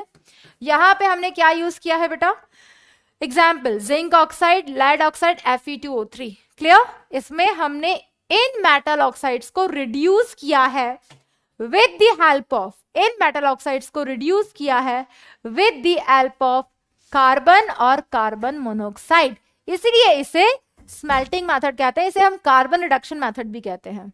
अब क्वेश्चन अराइज होता है कि मैम यहाँ पर आपने कार्बन और कार्बन मोनोऑक्साइड ही क्यों लिया? यहाँ पर हमने कार्बन और कार्बन मोनोऑक्साइड इसीलिए लिया क्योंकि हमने कर्व जो थे ना एलिंगम डायग्राम, वहां से कंक्लूड हुआ कि these can be used as reducing agent, clear? तो ये रिएक्शंस सबसे पहले जिंक ऑक्साइड का कार्बन की प्रेजेंस में 1400 डिग्री सेल्सियस पे तो कार्बन ने रिड्यूसिंग एजेंट का काम किया, और आफ्टर 1400 मतलब 1800 डिग्री सेल्सियस से जब टेम्परेचर ज्यादा है तो कार्बन मोनोऑक्साइड रिड्यूसिंग एजेंट का काम कर रहा है। तो ये कहां से पता चला, ये इस तरीके के कर्व रहा होगा, ये C+O2 फॉर्म CO था, क्लियर? अब इस केस में ये जो टेम्परेचर रहा होगा इसके बाद इस मेटल ऑक्साइड के लिए रिड्यूसिंग एजेंट कार्बन है, इससे पहले इस मेटल ऑक्साइड के लिए रिड्यूसिंग एजेंट चेंज हो जाएगा। तो बस ये कंक्लूजन वहीं से आया है बेटा, एलिंगम डायग्राम। एंड क्या मैम ये सब याद करना है? बिल्कुल बेटा याद करना है कि कौन कौन से मेटल ऑक्साइड के लिए कार्बन और कार्बन मोनोऑक्साइड काम कर रहा है रिड्यूसिंग एजेंट का। जब हम इंडिविजुअल का मेटलर्जी एक्सट्रैक्शन पढ़ेंगे तब ये चीजें रिपीट होंगी, ठीक है? तो रिडक्शन इज ऑल अबाउट, कहां तक थे हम? पल्वराइजेशन हो चुका, बेनिफिकेशन हो चुका, और प्योर हो गई, और ऑक्साइड में भी कन्वर्ट हो गया कैल्सिनेशन रोस्टिंग से। और अब हम क्या कर रहे थे, हम मेटल ऑक्साइड को रिड्यूस कर रहे थे। तो क्योंकि हमें रिएक्शन में पता हो कि कब किसके लिए कौन सा रिड्यूसिंग एजेंट यूज हुआ है, वो एलिंगम डायग्राम से कंक्लूड होकर आया, इसलिए हमने ये पढ़ा कि कब किसके लिए कौन सा रिड्यूसिंग एजेंट यूज करना है। तो इन मेटल ऑक्साइड्स के लिए ये रिड्यूसिंग एजेंट्स यूज हुए हैं और यहां से हमने इन मेटल्स को ऑब्टेन किया है। क्लियर बेटा? That is smelting method. Next method है हमारे पास रिडक्शन बाय हाइड्रोजन। हाइड्रोजन से जो हम रिडक्शन कर रहे हैं उसे हम रिडक्शन बाय हाइड्रोजन बोल रहे हैं। And hydrogen is the expensive and safe भी नहीं है, सेफ भी नहीं है हाइड्रोजन। ठीक है, तो ये किस किस के लिए यूज हुआ है बेटा? बस दो एग्जांपल याद रखना बेटा, that is WO3 and nickel oxide. इन दोनों के लिए यहां पर hydrogen as a reducing agent काम कर रहा है। इन मेटल ऑक्साइड से हमने मेटल ऑब्टेन किया, यहां से हमने टंगस्टन ऑब्टेन किया और यहां से हमने निकल ऑब्टेन किया। तो क्या क्या याद रखना है? कौन से मेटल ऑक्साइड के लिए कौन रिड्यूसिंग एजेंट यूज हुआ? Reduction by carbon, zinc oxide हमने याद किया। ठीक है, वहां पे हमने कार्बन और carbon monoxide as a reducing agent use किया। यहां पे हमने रिडक्शन बाय हाइड्रोजन में कौन रिड्यूसिंग एजेंट यूज किया? H2 यूज किया। रेस्ट जो कि एस ब्लॉक के ऑक्साइड्स हैं, for example B2O3, for example Al2O3 are not reduced by hydrogen. हम इन्हें हाइड्रोजन से रिड्यूस नहीं कर सकते। ठीक है, नेक्स्ट है बेटा हमारे पास मेटल्स एज रिड्यूसिंग एजेंट। कुछ मेटल्स हैं जो रिड्यूसिंग एजेंट की तरह बिहेव करते हैं। अगेन कहां से कंक्लूड हुआ बेटा? अभी जो हमने डिस्कस किया था एलिंगम डायग्राम, जिसमें ऊपर वाले कर्व का जो मेटल ऑक्साइड है उसके लिए नीचे वाला मेटल किसका काम करता है? रिड्यूसिंग एजेंट का काम करता है। सबसे पहले, अब इनका नाम पड़ गया क्रॉल्स प्रोसेस। सबसे पहला प्रोसेस है बेटा क्रॉल्स प्रोसेस। यहां से हमने कौन सा मेटल ऑब्टेन किया? टाइटेनियम। और इसके लिए कौन रिड्यूसिंग एजेंट का काम कर रहा है? मैग्नीशियम। तो यहां पे रिड्यूसिंग एजेंट कौन था बेटा? मैग्नीशियम। नाम पड़ गया क्रॉल्स प्रोसेस। तो Kroll's process is used to reduce titanium metal. Next named process है बेटा जहां पे metal as a reducing agent है, that is Goldschmidt aluminothermite process, जिसे हम थर्माइट रेड भी बोलते हैं। हाँ जी बेटा, बिल्कुल प्रोसेस के नाम आपको याद रखने पड़ेंगे, ये क्लियर रखना। यहां पे कौन कौन से ऑक्साइड को रिड्यूस किया जाता है? मैग्नीज, क्रोमियम और आयरन। और यहां पे रिड्यूसिंग एजेंट का काम कौन कर रहा है? यहां पे रिड्यूसिंग एजेंट का काम कर रहा है एल्यूमिनियम। कौन बेटा? एल्यूमिनियम। तो क्रॉल्स प्रोसेस में, क्रॉल्स प्रोसेस रिडक्शन मेथड चल रहा है। कब metal as a reducing agent है वो हम पढ़ रहे हैं। क्रॉल्स प्रोसेस में टाइटेनियम और मेटल हमने लाए, कहां से? रिड्यूसिंग एजेंट कौन था? मैग्नीशियम। नेक्स्ट हमारे पास बेटा गोल्डस्मिडेट एल्यूमिनोथर्माइट प्रोसेस, जहां पे एल्यूमिनियम किसकी तरह काम कर रहा है? रिड्यूसिंग एजेंट की तरह। और इस मिक्सचर में, इसका जो मिक्सचर होता है वहां पे क्या प्रेजेंट होता है? बेरियम परऑक्साइड और मैग्नीशियम। क्या? बेरियम परऑक्साइड और मैग्नीशियम प्रेजेंट होता है। इनिशियली जो मिक्सचर लिया जाता है उसे हम इग्निशन मिक्सचर बोल रहे हैं। और यहां पर ये रही बेटा वो रिएक्शंस, एकदम क्लियरली याद करनी ही करनी है। यहां पे तीनों रिएक्शन में ये एल्यूमिनियम किसका काम कर रहा है? ये काम कर रहा है रिड्यूसिंग एजेंट। तो जिनके ऑक्साइड्स के हमने नाम लिए थे, मैग्नीशियम का ऑक्साइड Mn3O4, क्रोमियम का ऑक्साइड Cr2O3, आयरन का ऑक्साइड Fe2O3, तीनों के लिए एल्यूमिनियम रिड्यूसिंग एजेंट का काम कर रहा है। और यहां से हम ऑब्टेन करते हैं इन मेटल्स को। यहां पे मैग्नीज आएगा बेटा, यहां पे क्रोमियम और यहां पे आयरन। तो हमने यहां से क्या किया बेटा? मेटल को रिड्यूस करके ऑब्टेन किया। तीनों रिएक्शन में एक सिमिलैरिटी है, जो ये थर्माइट प्रोसेस है, जो एल्यूमिनोथर्माइट प्रोसेस है, aluminium act as a reducing agent. सिर्फ क्रोमियम, मैग्नीज और आयरन के ऑक्साइड्स को रिड्यूस करने के लिए हम यूज कर रहे हैं। Should be on the tips, याद रखना है बेटा, बिल्कुल सीधा सीधा क्वेश्चन बनता है यहां से। दैट इज जब metal as a reducing agent काम कर रहे हैं। नेक्स्ट है बेटा ऑटो रिडक्शन, और we can say it self reduction, जहां पर आपके पास जो ऑक्साइड बना है वो खुद रिड्यूसिंग एजेंट का काम करे, हमें किसी और रिड्यूसिंग एजेंट की जरूरत ही ना पड़े, उसे हम बोलते हैं ऑटो रिडक्शन। और we can say it self reduction. देखेंगे बेटा यहाँ पे ध्यान से क्या हो रहा है, HGS क्या बोलते हैं इसे, सिनाबार। ऑक्सीडेशन करवाया, किसका फॉर्मेशन हुआ, HgO का फॉर्मेशन किया। फर्दर रिएक्शन HGS से पास आउट। अब ये जो HGS था जिसे हम सिनाबार बोलते हैं, ये भी एक सल्फाइड ओर है जिसमें मरकरी मेटल प्रेजेंट है। यहां से हमने मरकरी को ऑब्टेन किया रिड्यूस करके, लेकिन यहां पर रिड्यूसिंग एजेंट खुद ये HGS बिहेव करता है इस HgO के लिए, और हमें यहां से Hg मिल गया। नेक्स्ट अगेन बेटा गैलेना। गैलेना हम बोलते हैं लेड सल्फाइड को, ऑक्सीडेशन करवाया, लेड ऑक्साइड बना। इस लेड ऑक्साइड के लिए लेड सल्फाइड फिर से किसकी तरह बिहेव कर रहा है, अगेन रिड्यूसिंग एजेंट की तरह। सेल्फ रिडक्शन किसी और की जरूरत ही नहीं है। That is copper glance, that is cupric sulphide, cupric sulphide. Clear, oxidation करवाया, क्यूप्रिक ऑक्साइड। यहां पर ये क्यूप्रिक ऑक्साइड के लिए ये Cu2s फिर से किसकी तरह बिहेव कर रहा है, ये Cu2s, यहां पे मिस्टेक है बेटा, इसे मैं करेक्ट कर देती हूं, Cu2s, इससे क्यूप्रिक ऑक्साइड बना।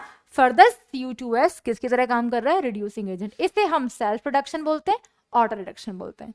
ये जितनी भी रिएक्शन हो रही हैं, दैट इज यहां पर जो फॉर्मेशन ऑक्साइड का हो रहा है ना, वो अनस्टेबल है, तभी तो वापस ये फर्दर रिएक्शन होके हमें मेटल मिला।